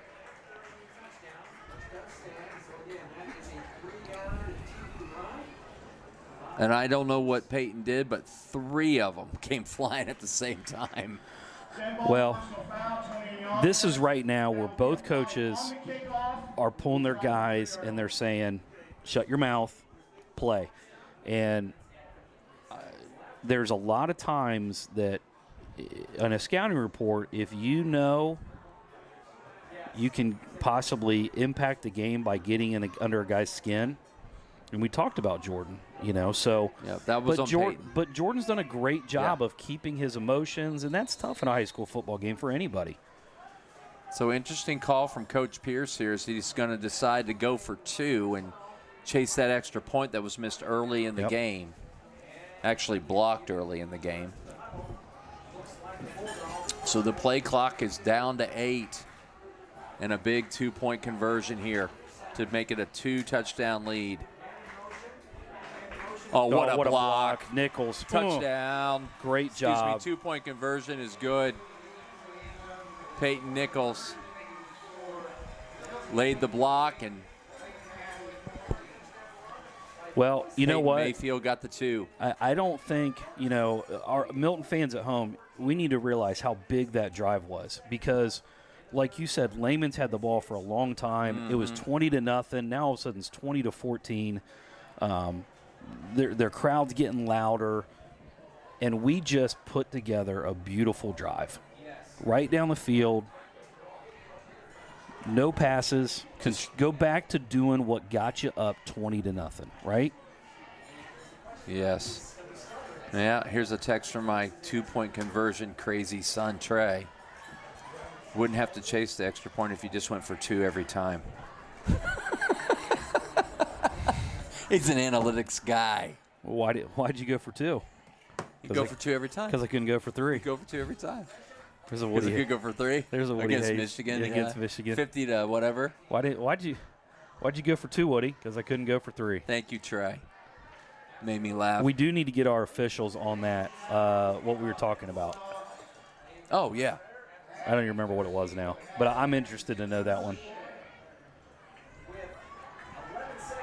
Well, Shower is now going to kick from the 25, much like Lehman had to kick from the 25. Let's see if he can get a foot into this one.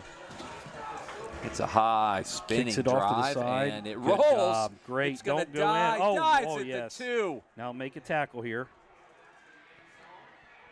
Oh, boy. Keep him in there, Kaysen. Good and job. he's down at the 7. We got a flag? We do have a flag. From way back here. What a kick. Let's not let that go, right? Braden Shower, what a kick. I've never seen that signal. Maybe He just did this. And I know everybody at home has no clue what I just did, but Coach Barnes, you did. Something with his arms. Let's see what it is. Here's official Mark Thompson. During the return, blindside block. Okay. Number 1 against Lehman. We'll go half the distance. First down. Well, there you go. Back to the 7. And now they're going to mark it off to the 3.5. Wow. Okay. What a turn of field position. Gotta love high school sports. How momentum just. We got another topic coming. Yeah. You talked about players. I didn't get to talk about players, but I'm going to talk about players here soon. Man, I got to think about that one. Okay. So here's the defense. Got to try to keep these guys at bay, contain Donovan. Oh, it's over his head, and it's a safety. We got to love that. We'll take that. 2 points for the defense. And suddenly and it's the ball. a 30-14 game, and they're going to have to kick it. We get the ball. Yeah, they got to kick it. For those of you at home. For those of you not aware of the safety rule, they will kick, I believe, from the 20-yard line. Wow, what a turn of events.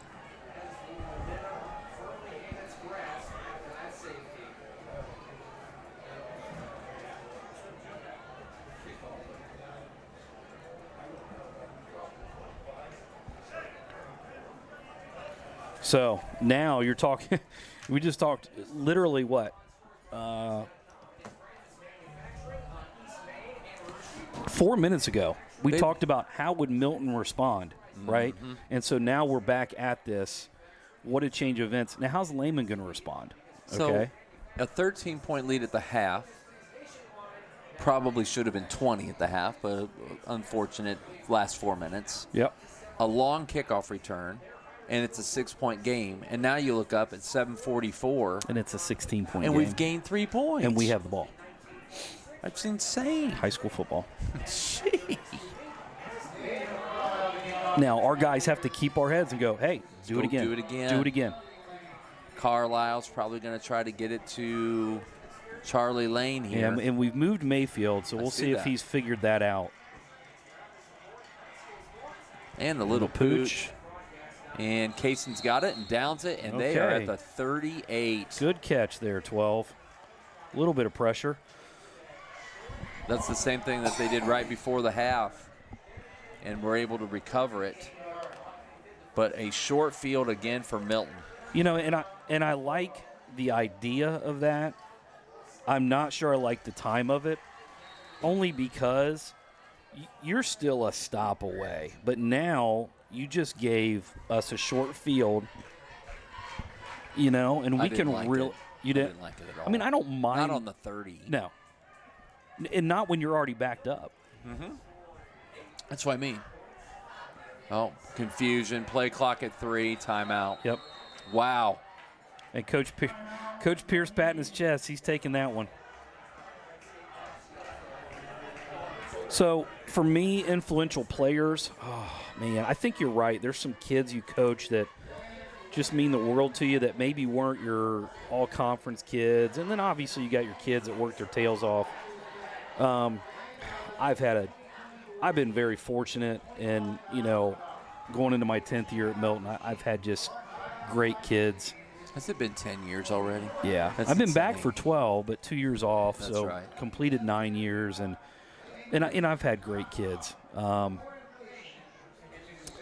I've been fortunate coaching great kids at Lebanon, Cincinnati Hughes, Parkway, just different places. And I'll come back to there's one I'm going to talk about. Okay. Snap. Foose up the middle. Breaks a tackle. I don't know if I'd want Makes to him tackle him. carry all the way to the 18. Foose now over 100 yards. I was going to say, he has to be close. I've got him for 119. Timeout. Officials timeout. O'Leary's coming off. He's hurt. Looking at his shoulder. Ooh. It's not good for Lehman. Left shoulder. Yep. Arm dangling a little That's bit. not a kid that you want. They're going to take him right to the trainer. You want to talk about bottling the kid up? Oh, We'll talk about his stats here in a minute. After you talked about everything he had coming in. sure. And I think it goes back to you just don't know until you start going head to head. Right. Kimmel. Motion. It's power football again. This time Jordan's bottled up pretty Looks good. like he got stuck behind maybe Zank there. Going to lose a couple. Tackled that time by Duron Pride again. Pride brothers have had a good night defensively. They have. I've had a couple penalties that have hurt them. Yeah. You just got to kind of play with emotion without it negatively affecting you. Loss of 2. Looks like a stinger maybe for Yeah, but he's not getting his shoulder up real well. Well, they're just getting up a little bit higher. Mr. O'Leary over here on the sideline. 10 seconds on the play clock. Again, late to the line. Kimmel's waiting. 4 seconds. 3. Snap. Mayfield, jet, He's left. got the edge. And he's got the blocking. Touchdown. Touchdown, Milton-Union. They cannot stop the jet left. Not when 12's on the sideline. And you can put 6 more on the board, and they are up to 36-14. You know, right there, that's a situation where, Donovan O'Leary's on the sideline. They're aware that that's an edge guy who's done a good job, who's a, 3-4 year starter. So we're going to go with the young guy. That's right. Snap, set, shower for the point. And he had and it is good. He had a lot of room to run. 37-14. So up until this point, Donovan O'Leary, who's thrown for 600 yards. It was just under 600 yards and rushed for just under 300 yards. So 900 yards with in 3 6 to games. go in the third quarter, he is 4 for 16, 46 yards passing. And he's got 8 rushes for 48 yards. And the Dogs now again, young team. Right. There's 6 minutes to go. You're Sure. halfway through this quarter. So much time left. You have withstood what I would call a tidal wave. Okay, so my one player, Yes. Because we need to move on to officiating. young man by the yeah, right. We could talk all night about those Oh, guys. boy. Young guy by the name of Jamar Mosley. I coached at Cincinnati Hughes. I won't get into his background, but Jamar and I did not get off on the best. On the right foot? We didn't get off on any foot. Okay. Okay. I was a first year. I'll come back to it. Little tail dragger this time. It's going to hit about the 10 and pop up 15. Good and job. tackled at Good the 15-yard job. line. Who is that? Number 13. That's Carson Stone. That was a nice job by our kickoff coverage there. So they're going to have it 1st and 10 at the 16, it looks like. And O'Leary is back out there. He is. Dragging that left arm a little bit. But I gotta feel like they're not gonna want to run him a whole lot. And that, I think, I've said this, I think it is his most dangerous trait. Sure. But, it may work out to them. They're going to try to air it out. They're down now 23 points, even though they were just down 6. No, dude. Wow. Crazy. 6-6. We're not even halfway through the quarter. Shotgun. O'Leary plants the back foot, throws it over the middle, Good wide ball to open. Lachey. And Lachey's to the 31.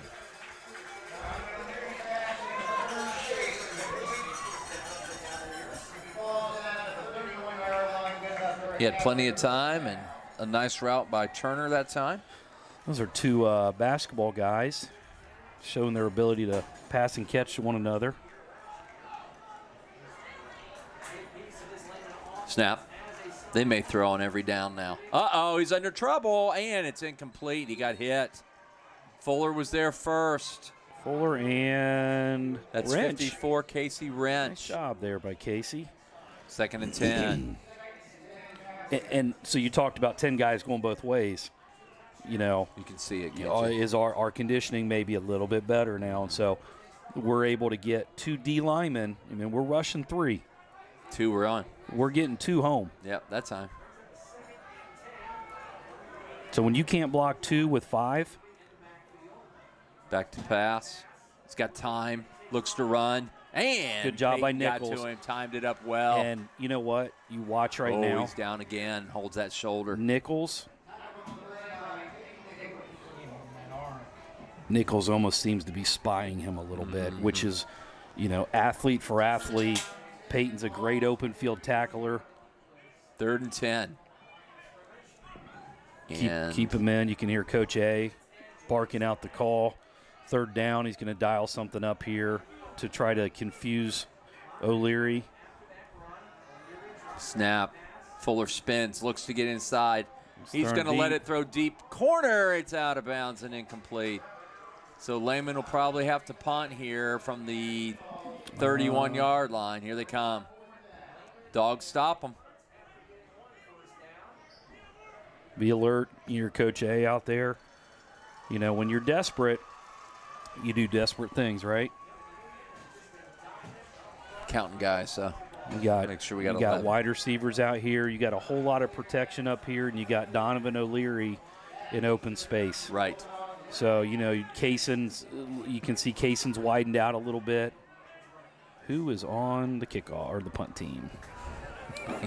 It's my favorite thing ever. Isn't it? It is. Low snap, handled, and whistles blowing. Let's got see what we flags, got. We false got start. a false start. Snapper. Snap infraction. Yep. Dead ball start, 56. I sure hope that they kick it like that again. Yep. Lot of time for him to do what he needs to do. So Jamar Mosley. Mosley. I'm a first-year head coach Hughes. at Cincinnati Hughes. And Jamar and I just didn't see eye to eye. And I remember Jamar and I went and had breakfast one morning. And I'll finish in a minute. Oh, Whoa, that's off the side of his foot. Get away from it. It's going to land at the 48, kick Take forward, that. and actually end at the 49-yard line, where Milton will take over. One score away from running clock. One score. Ooh. So 4 hours later, we sat breakfast, went into lunch at a McDonald's on the west side of Cincinnati. And Jamar and I got to know each other really well. Coach-player relationship, just his background, my background.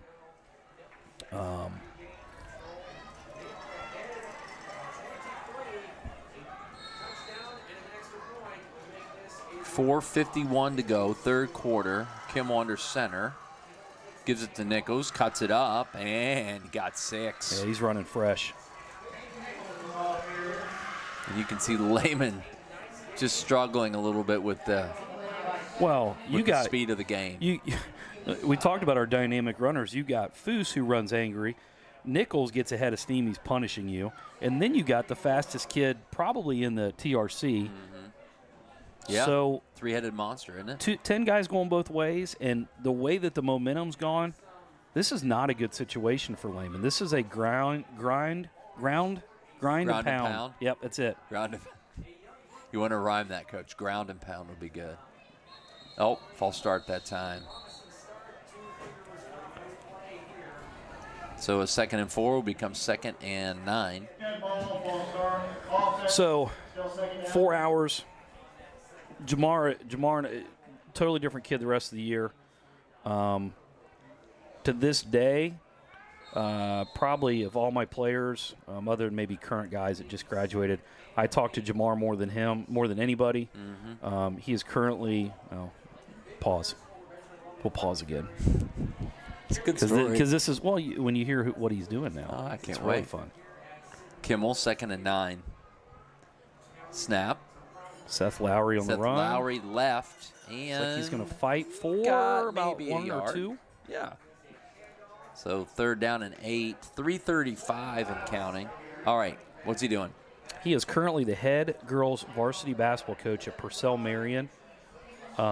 He went in that program that had never won a league title. He, in I think 5 years, has well over 100 wins, 2 state championships. They won at Division III 2 years ago, Division II now.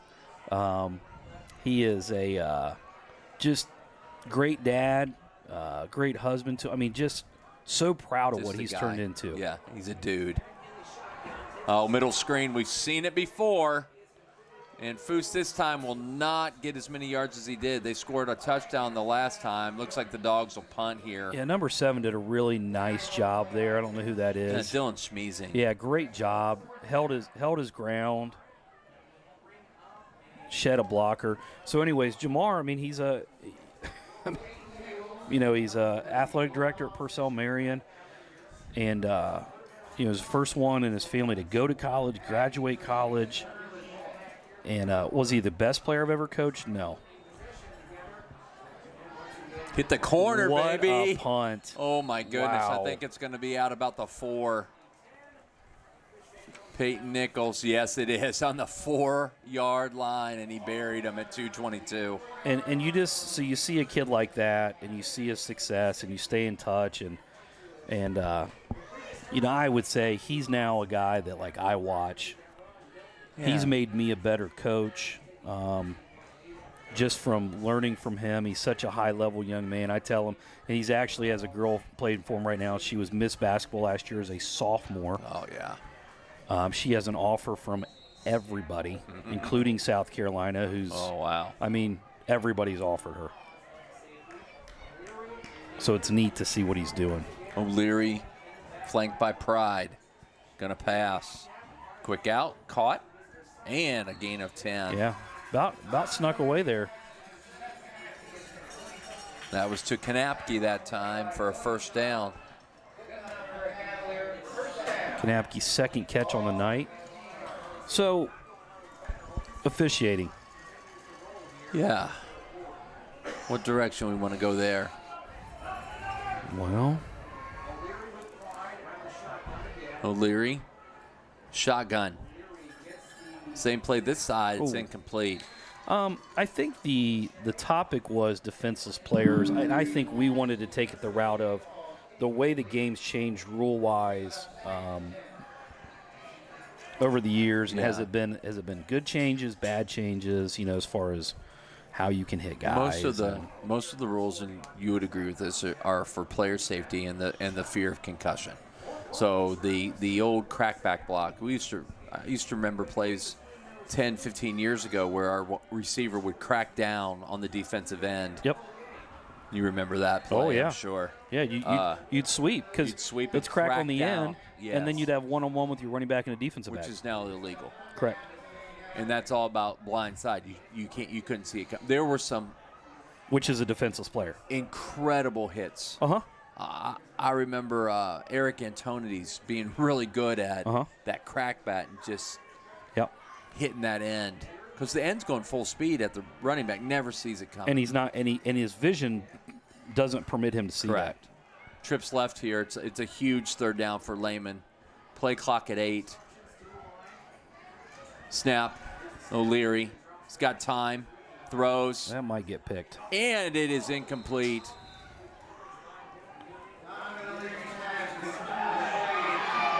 Well, no, I don't like that. And I'll tell you why.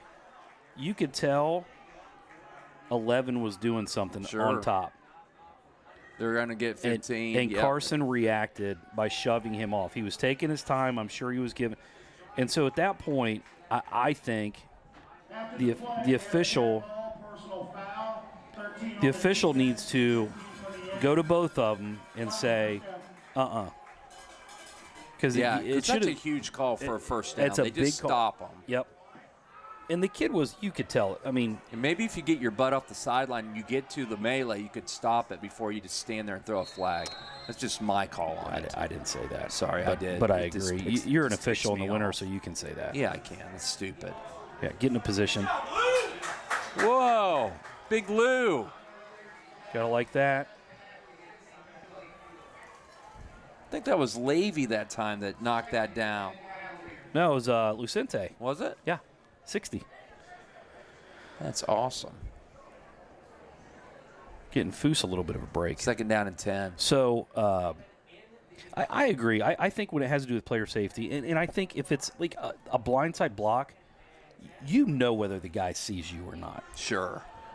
Some of these calls on a quarterback, like you can't land on him, I get it, but you're playing football. It's a violent sport. Sure. Ooh, it's motion. Yep. It's not going to count no matter what happens. It's going to be incomplete. And it looked like we had an illegal shift, and we did.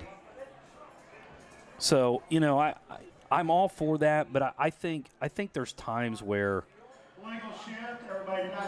we have to use common sense a little bit.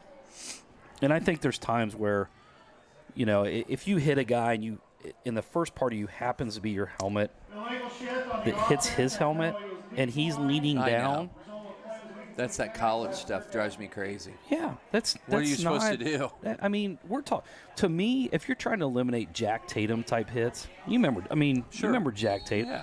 If you're, I'm good with that. Guys leading with Launch. their head, launching, yes. But if you go tackle a guy and he's low and you're getting low, what are you supposed to do? And that's what I think targeting needs to go away. I understand the rule, but it's easy to tell a dirty play and a not dirty play. Yes. Well, it's third down and 10. Dogs decline. And it looks like it's going to be a first down. That time all the way to the 45. Devin Pride with the catch, and So 13 or 14? 13. 13. All the way to the 45. This drive started at the 4 and was stopped, and then a penalty gave them a first down. And now Lehman is moving.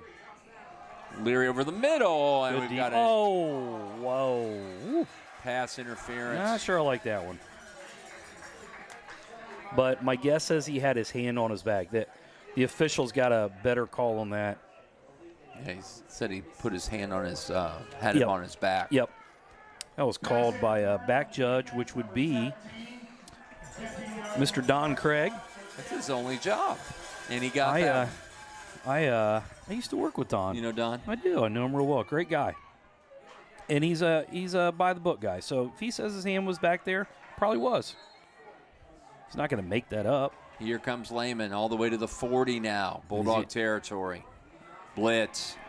O'Leary. Oh, he got held by 50, and then Peyton Nichols cleaned it up. Yeah, that's not a hit you want him taking. Schuler got there first for the sack. 53 seconds to go. Third quarter.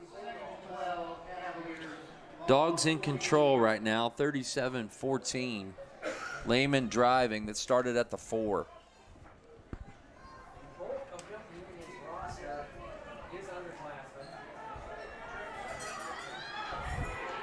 This is a big. We got trips.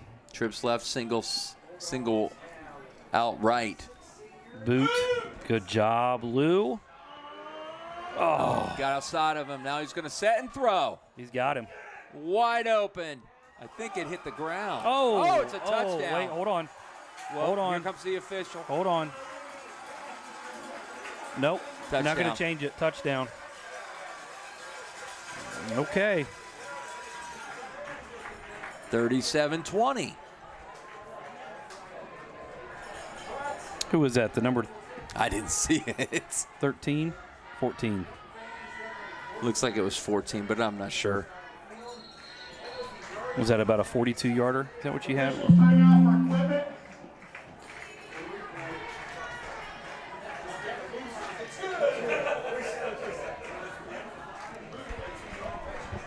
40-yard pass and a touchdown.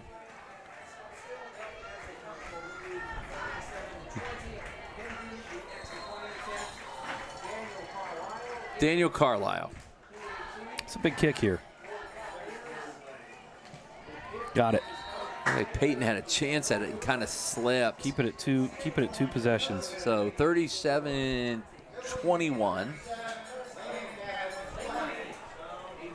37-20. Is it?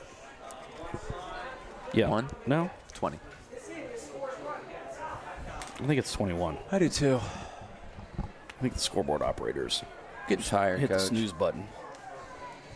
This Thursday night's killing me. Hey, can you get an update on the Chiefs I can. 7-7 last I saw, but I'll check real quick. against the The upstart Lions up in Detroit. And it's 7-7, but the Lions are at the KC 17, 1st and 10. 7:16 to go. Well, it's more better for Detroit than it is negative for Kansas City, because I don't care what happens to Kansas City in about the first 8 weeks. They're going to get it going. Right? It says Mahomes has 7 completions to 7 different receivers. Yeah. That's insane. And by the way, that drive was aided by that call that we thought was a little iffy. Yes. Well, yeah, they would have had to punt. Right. And I get why they called it, so I'm not saying it was but I think it. Whoa, hey, we're going to try left an a little onside early. kick, but You got to wait till it gets kicked there, big fella. Encouragement on the kicking team, 5 yards, free kick. I will say this, outside of a few personal fouls, we have done a good job this year being pretty disciplined with our football. I agree. You look for perfection in that area, but Sure. I agree. But it's still high school kids, so Sure. Credit to our coaches and our kids. That takes a lot of work and discipline during the week to set that standard. Whereas and again, nothing. Lehman has been penalized quite a bit. Few on big plays. I've had one touchdown called back, another big Right. play called back. Yes. So never want to dig yourself a hole on mental mistakes. Carlisle, Pooch. Woo! Communicate, boys. Okay.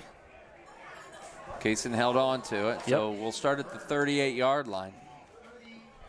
got to really watch, and I think our guys are talking to each other. This is where you got to be really smart because, you know, any edge you can get. So if there's some chippy talking going on, just like that last drive, you know, like the call or not, guess what? They're still down here at the 30. I mean, yeah, we had opportunity to stop them. Well, and credit to Turner Lachey. Yeah. He baited that call. And we can slice it however you want. He did, and he got away with it. And you know what?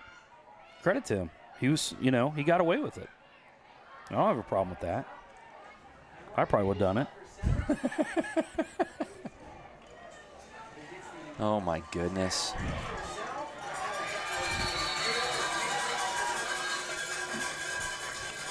So it looks like a loss of about 2 there. Yeah, they missed the handoff. Yeah. That'll be the end of the quarter. Yep. So 37-20. A lot of football left. 13-point lead at the half is now a 17-point lead. So back to our conversation here. I think one of the toughest things with officiating is you constantly want to try to progress with the game, but you have to be careful that you're not changing things that aren't really broke. So, yes, I get player safety, and millions of dollars are spent on research and equipment, but there's some things that it's a violent sport. You can't control. No, I agree. And I think, as a whole, football's went a step too far in some ways. In some things, I think are okay. But I think that's any sport. I think they try new things, and you know, like the whole baseball, the speed of the game. I think that's been a great thing. I've heard nothing but, and everybody hated it to start. Right, I agree. I was like, this is dumb. It's baseball. There's no clock. But I've really enjoyed the games. Back to the action, it looked like Foose that time, who got absolutely nothing, and now it's third down. 11:49 and counting, fourth quarter. Milton up by 17. And I think points of emphasis are what they are. They're points of emphasis. So they are harped upon, and they're really, really called early in the season. I think you agree with this, right? Yeah. And I'm, as an official, you know, our goal is to do what we're told, but at the same time, You also don't want to ruin the game. Sure. I think they've gotten away from this. 3rd and 12. Mayfield this time we're going to jet right. We There had some is movement. motion. One of the things Absolute disaster of a drive here. One of my pet peeves over the years, and now I've been doing it for 20 years. I always hate, and they've quit doing it. I always hated the preseason officials meetings where they'd say point of emphasis. We're gonna focus on hand checking. We still have them. But they don't use that phrase with us anymore. And I think it was because, like, guys, why are we doing this? Yeah. Right? Because in 2 weeks it's going to go away. So stop saying that. Definitely going away during the league season. Right. Now, 3rd and 17. we'll get rid of it. Kimmel rolls, throws, incomplete. Now, I would have run the football there probably to run some clock. But Now, so be it. do I think at the upper levels, those guys who are possibly doing this as a career, they can stay on those because the game is so athletic, the kids can adjust? Yes. At the high school level, you can't. No. And And that's, hand checking's interesting because it depends on the night, right? Can kids play through or not? it's interpreted so many different ways. Low spinner from Peyton. It's going to roll out about the 35-yard line. And now Lehman has an opportunity to chop into the lead a little bit with 10:42 to go. Fourth quarter. I just got an update from one of our home viewers, Coach Eric Schwartz, and we were wondering why it didn't go to 21 because the kick was no good. Oh. Look good from here. That is why they didn't get a point. I got it. The most obvious reason. Same thing from my mama. Yep. Missed extra point. O'Leary, 3-man rush. Oh. Okay. Tucks and runs, and he got 3. All right. Him and Nichols are. Is that him? Is that Nichols? Oh yeah. They're going at it. O'Leary won that one.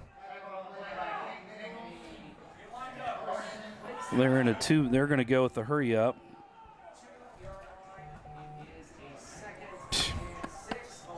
High snap.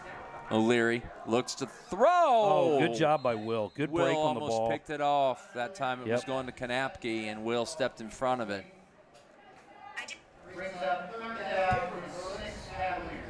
Joe Burrow signed a 5-year, $275 million extension. Coach Eric Galentine. And biggest contract. And he missed the extra point. By the way, Biggest contract in NFL history, correct? it is $219 guaranteed. Wow. Third down and 6. O'Leary, they need a first. Swung out Oh, nice wide ball. open. Make a tackle, boys. Oh, my. Touchdown. Unbelievable. Absolutely the one thing you could not have happen.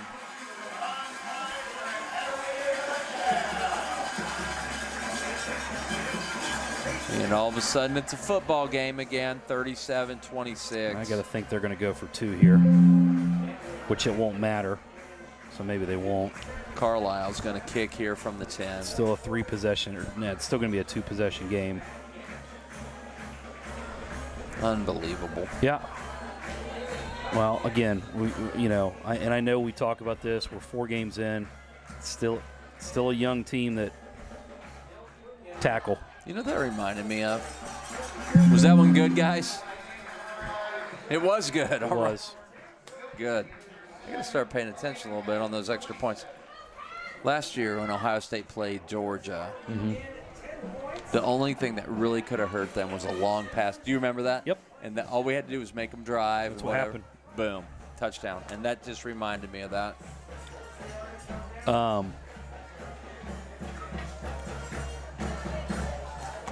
Anything else on officiating? I mean, we're really hurting for people, and I think everybody knows that. But I saw that the average age of basketball officials, for example, the average age is 57. And if we don't get that replacement, that turnover is going to be bad. It's going to be and it's not that far away. You're looking at 5 years where it could be a real mess. Well, and I think. I've said this before. I feel like we have a good group of guys that we get to work with. I think that's one of the things people don't realize is the relationship that coaches have. I know from my end, I feel like I have a really positive relationship with guys. If I see them out in public, I say hi. We talk, and we're humans away from things. But I think one of the things, and maybe I'm wrong with this, and maybe this is my PSA for the night as a coach. Is I think we're so hard on officials. Hands team in here.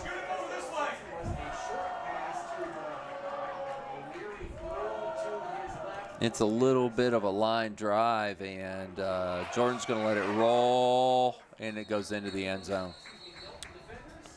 So back to the 20. So, I mean, like I said, I think, fans are tough on them. I think coaches can be. I think over time I've learned to try to have a balance. But it's been better. Well, I think we've realized, coaches realize, look, if we don't take care of the guys we got now and they get out, what happens next? Right. That's what I don't think people realize saying. In the stands. If we run off the guys that are there, we're either not playing games or you're getting guys that aren't ready. Well, this is all of a sudden a huge drive for Milton. It's a 10-point game.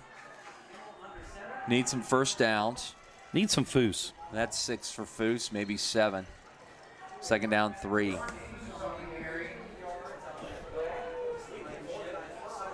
couple of times when MU got bigger leads, they had some drives that just seemed to be got away from our identity a little bit. Just a little bit.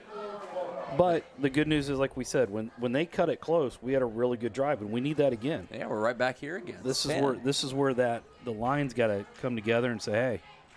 Went from 13 to 10 in a heartbeat. And they're putting, look, they got They got 9 in the box. This is old school football right here. Who wants it more, boys? Mayfield. Fumble. Crap. Unbelievable. Unbelievable. Okay. Okay. Well, I can't believe what I'm seeing.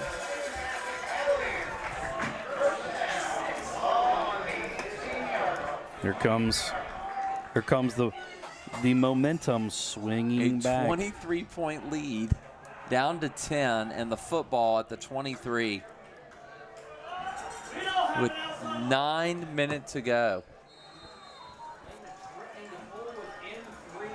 O'Leary trying to strike quickly. He's going to run the football. 20, 15, 10. Makes a move. 5, and he's down at the 2.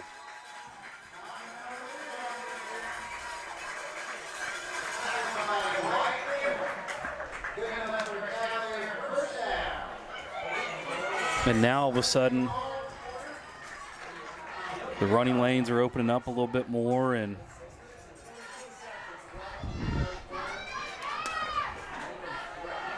.840 and counting. High snap. O'Leary keeps it. Touchdown. And it is a one-score game. 37-33 with 8:38 to go.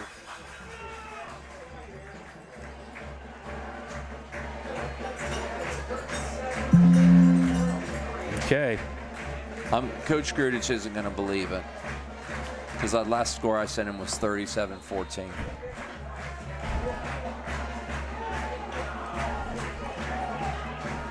Snap, set, kick, and it Good. is Looks good. Good.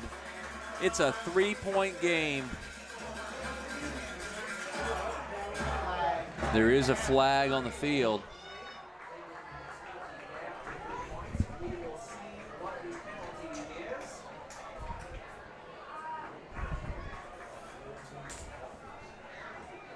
Holding, number 1 on the kick team. Whoa. 10 yards. Okay. So Kanapke held probably Mayfield trying to get in and block it. And it's back to 37-33. Well,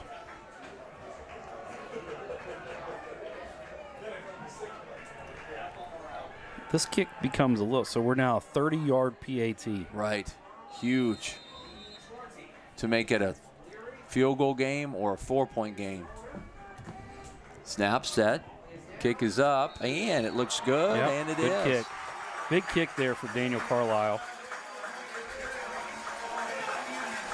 That is 20 unanswered. 20. Yep, we had the ball about ready to go to a running clock. And now all of a sudden,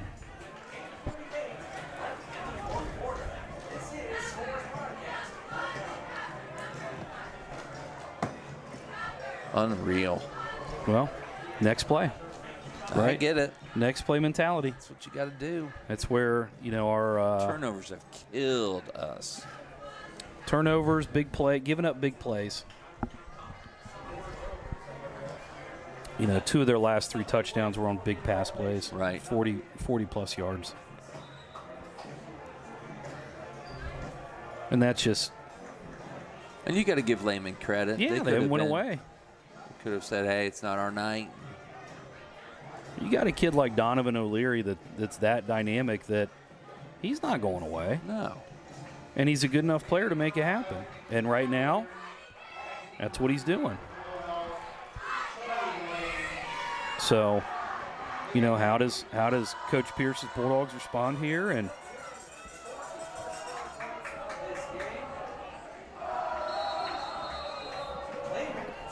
Lehman can kind of, they're not in,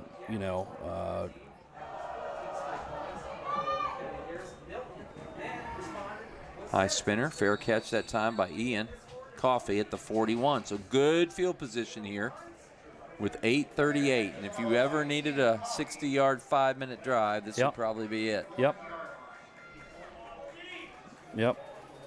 And this is where your leaders get defined. You can see some of them right now. Their body language is good.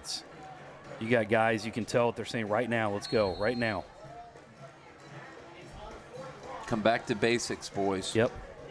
You don't need to make any crazy plays. Just make a basic play here.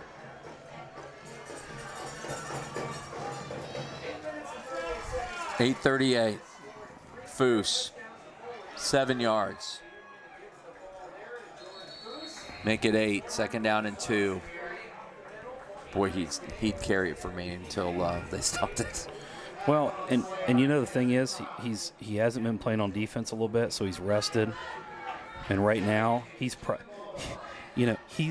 talked about his emotions. He's probably angry right now. I'm sure he is. Because of where the game is. Right. And he wants the ball in his hand because he's going to hurt somebody. He's going to punish somebody when he runs the football.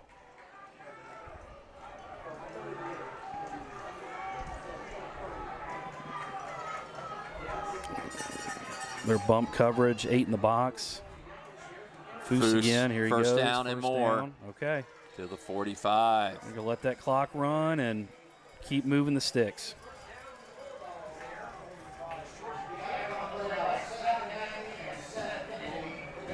.745 and counting. Suddenly a lot of nervous people in the Bulldog bleachers. And the clock is ticking, and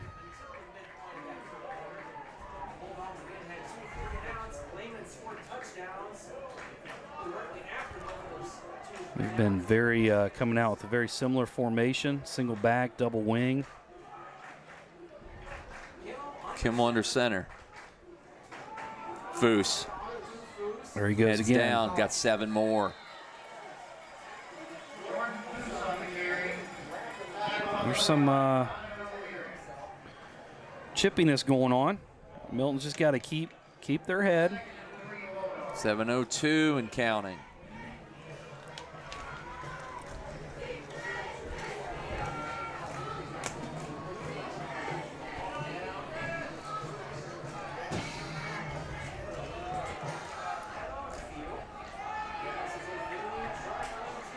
Do we see Jordan Foose again?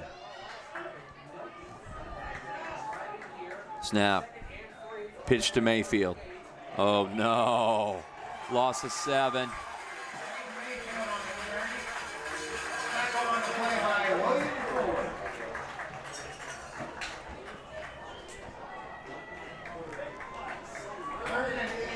Third and 8.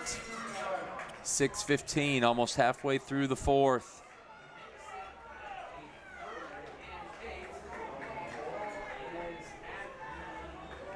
Two down?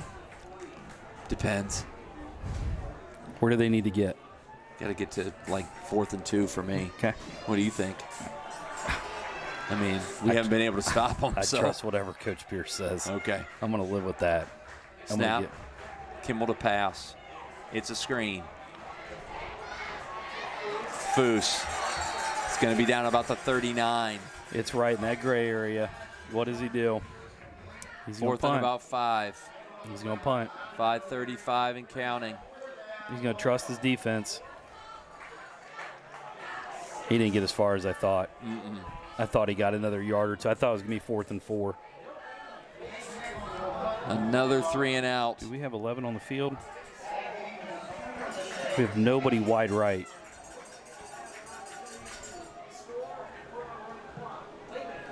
Good punt away from him. Yeah, probably going to be out about the 15 or so. Let's see where they mark it. Well, these people go nuts. They don't realize he's going to go there and he's going to come back.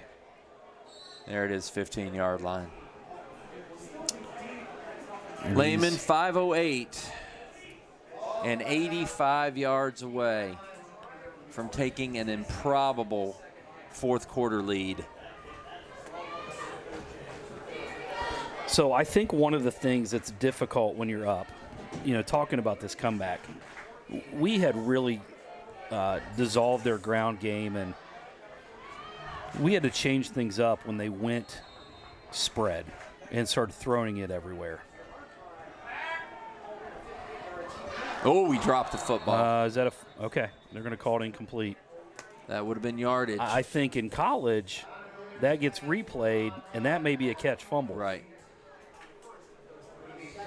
Because I thought he had it, but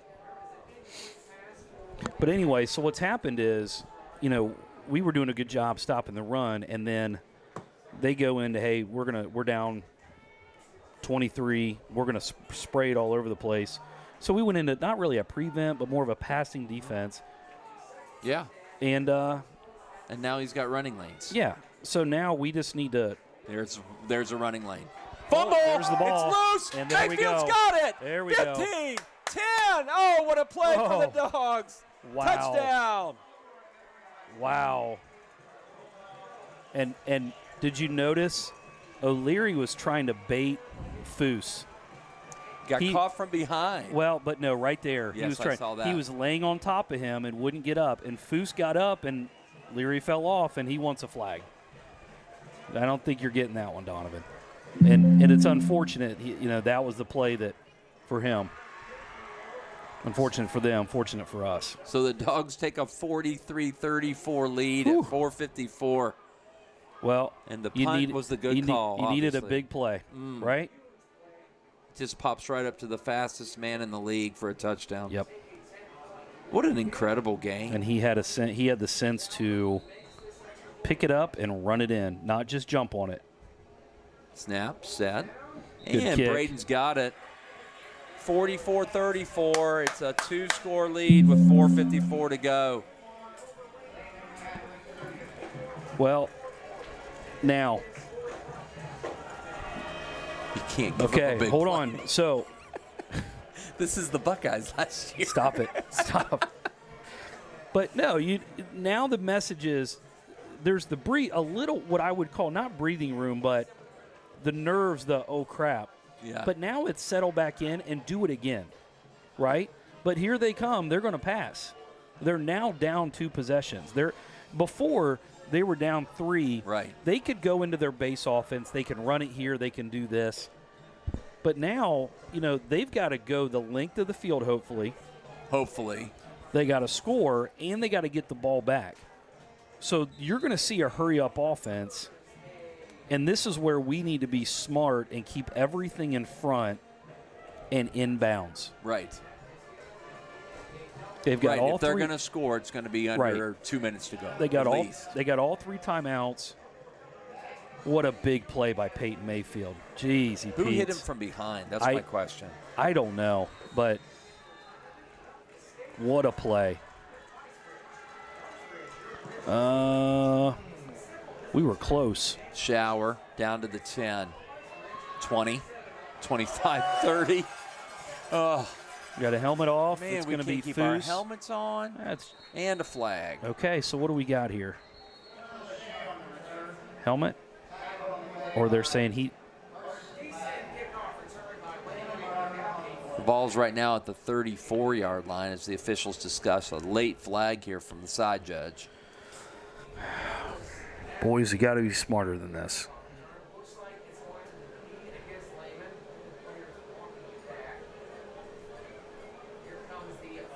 I think it's against Milton. Milton or Lehman? Well, they're talking to Lehman's coach. I think he's arguing. Maybe. Yeah. At this point, Okay, they would ask if he wanted to take it or not, and that's what I thought was happening. But Okay, walk away. Come on, let's play. This is not a timeout. I think Coach Pierce is probably going to. So. Here's the call from official Thompson. Okay. The player did not participate in the play by our judgment when the helmet came off. Oh, so what happened was Milton's Ian Coffey lost his helmet, and you're not allowed to Participate in the play. once your helmet falls off. Okay. So Okay. the officials have waved that flag as no participation from Ian once the helmet came off. Okay, so here at Milton, it looks like they're lined up. They've got Peyton Mayfield deep. They're going more into a man coverage here. Good play there. Nice play. Who is that? Charlie Lane. Great timing there. It's incomplete, second and 10. So now we're seeing a little bit more of not really a prevent. We're playing, looks like what man coverage on their receivers. We're going to keep our linebackers and everybody else contained for O'Leary, and then we've got Peyton Mayfield to clean everything up. I see that. That makes sense. And it does.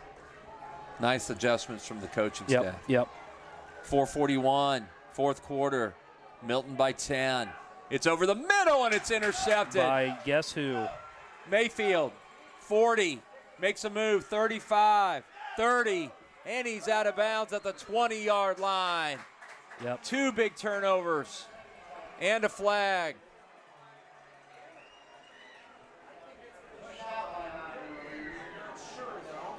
This official's throwing a lot of flags. This is what he's got. Sideline warning. Oh, he's calling no, unsportsmanlike. unsportsmanlike. I think it's going to be on Foose. And he made the. After the change of possession, we had dead ball, unsportsmanlike, 17 of Milton-Union. 7. Mayfield. Forced from the end of the run. First down from Milton. What did he do? He must have told them that he didn't. I don't know. I'm about worn out up here, Coach. They're killing me. I think he was complimenting them on their attempt to tackle him. Is that what it was? That's what it was. Okay. Oh, my Lord. Okay, hold on to the A whole ball. lot of stuff going on, Hold on to boys. the ball. Let's get out of Dodge. 44-34. Hey, it's Thursday night. We got another day of school, man. We got school tomorrow, y'all. Yeah, I'm gonna need a break before the Buckeyes play on Saturday, and My throat hurts. I might not make it in tomorrow. Foose, power football. yep, just hold on to it, 10 Jordan. more. Hold on to it and don't do anything stupid. That's all our guys got to do. Hit to the whistle, get up, go back to the huddle. Don't say a word. Now, 2 unsportsmanlike conducts in high school was an ejection, and you must sit the next week, I believe. But I thought now again, it could have been the. Could have been the brothers. Yeah. Yeah. I know one of them did. Yes, I mean, down between the here. 2 of them, they had 2. So it must have been the other one. Eric Galentine says Foose hit the quarterback from behind that caused the fumble. Makes sense. First down, Milton. I have a Foose feeling this it's going to be a time lot gets of 11. about 2 yards. How many yards do you have him for, Coach? About 140? Timeout, Lehman. I got him for about 150. Wow. But haven't been keeping. I mean, I know. He's Unofficially. well, he's around 26 carries. I mean, I've lost space to keep his carries on my stat sheet because apparently our stat sheet we came up with here only has 20 carries. Oh. Modern era. Modern era stat sheet. Throwing it around now. This would not go well back in the Barry Sanders days. And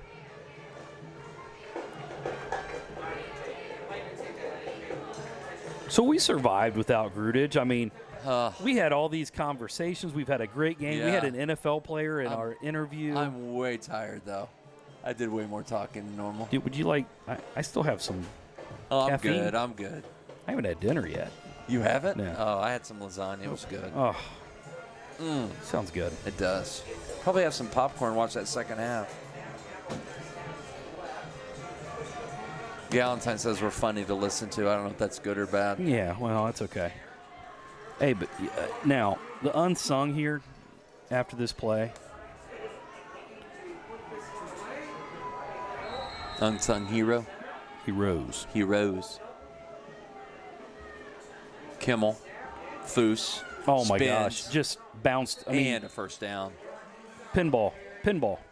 So, our line, Oh, great job tonight. yeah, for sure. I mean, and you know, you've got guys like Schuler, Wrench, Fuller. How about young Ben Carpenter? Ben Carpenter. I mean, the kid's, he's 15 years old, started every game so far, played every down on offense at right tackle. Zank, Yes. I mean, just They're getting better and better. they're getting better. They've done a good job also on the defensive line. Foose? Yeah, there's a couple more guys got to watch it because they're doing there's a little frustration on the Lehman side.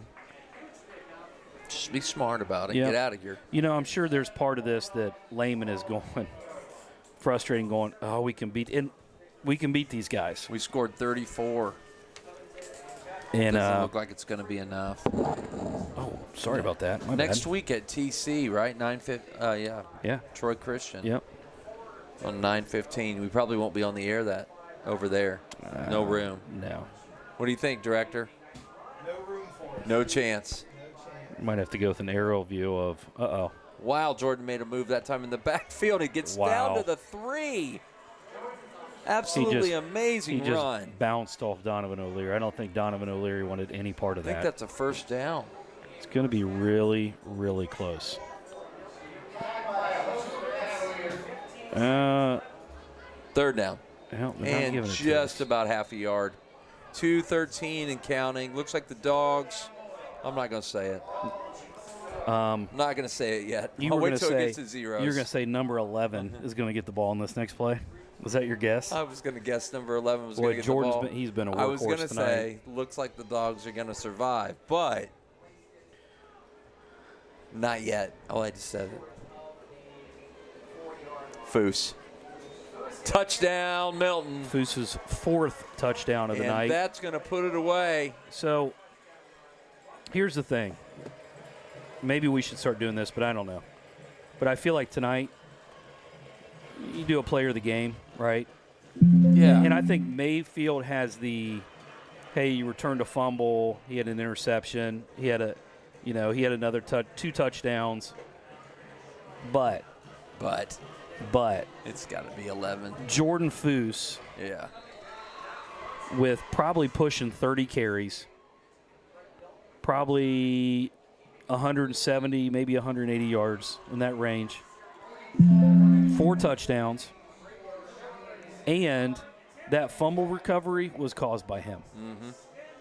So Player of the game. Senior. I just feel like, and that's what, when you talk about a young team maturing, you've got guys that are stepping up. Your players make plays. Right. And in a game like this, Wyatt Kimmel, he was 5 for 8. Very efficient. He had 1 pick. 1 pick. Okay. But he also had a touchdown pass. Yeah, on that screen. Beautiful play. Yeah, so And they put half 100 up, Coach. 51. with the team that couldn't score and move the ball. Correct. Right? Remember? That's been our Achilles heel. That's what everybody said. You can't move the ball with this script. And let's be honest. I know it's a 17-point game right now. I don't know that. I feel like we've dominated. We've had some mental errors and lapses that have allowed them to stick around. And they've got big play guys. Sure. And those guys have made plays. I think right now what we got to make sure of is we're smart the rest of the way out. There's a lot of emotions running with Lehman. That this would be the year they would beat us, but I think Charlie's really close to being offsides over there, but they didn't call it. Pride. 25 and at the Good 28-yard tackle. line. And see, I think that you got to watch all the extra activity after plays. The officials are aware of it because I think it's been going on, and both teams just need to go, hey, this has been a great game. Yeah, we're good. We're good. Let's see how they handle it here with up 51-34. 1:40 to go. It's almost 10 o'clock. Is it really? He wants 9:40. Wow. O'Leary looks to throw. And it's complete. And he steps out at the 35-yard line. Devin Pride, a gain of 8. 1:36 to go. 51-34. I think if you'd have asked the Bulldog coaches, hey, you're going to give up 34, how are you going to feel? We're losing. Yeah, right? 51 of them back at you. Snap. Pump and go. Throws. And it's incomplete. Keep everything in front. 3rd down and 3.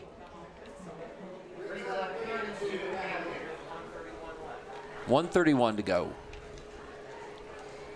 Well, Dogs are going to even their record at 2-0. 1-0 in the TRC.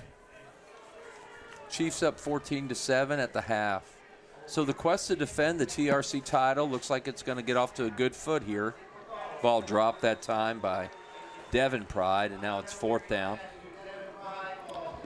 Well, and, you know, again, you got to feel good that you've responded from last week. Last week was a tough one for, you know, our kids, Yeah. our coaches, Right. Our, you know, and Right. One score away from really down on their goal line, and it just didn't work out. Yeah. Could be the last play of the goodness. game. Holy moly. Wow. Peyton Nichols just annihilated the offensive guard and then into Donovan O'Leary. Wow. What? And That's a going to be the serious hit. game right Victory there. formation here for the Dogs. Wow. That was unbelievable. Well, I'll tell you what. Never next in question. Week at, Never in question, Coach Barnes. Oh, yeah, never a doubt, right? That's my go-to. Good Lord. What a game. I'm sweating. So next week at TC, any thoughts on that one? Do we know anything about them? Have not been real successful in their first 3. I think they're young, down a little bit. But like we talked about, would people have put this out there? It's so difficult non-conference. You Sure. just don't know who people are playing. You don't know how good those programs are. Right.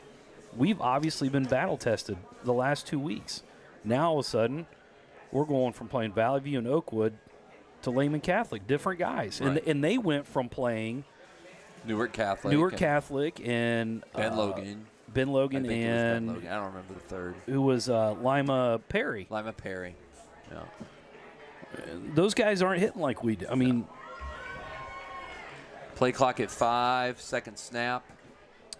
And This'll Wyatt be it. takes a knee. And that's that it. Should be the ball game. It is. So the next time we will be on the air with WMPA, and what a fun night being live tonight. It's been great.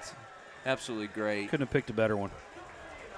Will probably be in 2 weeks where we will have Miami East back at home, and we will bring that one to you. So next week, if you're going to want to go, you better get there early.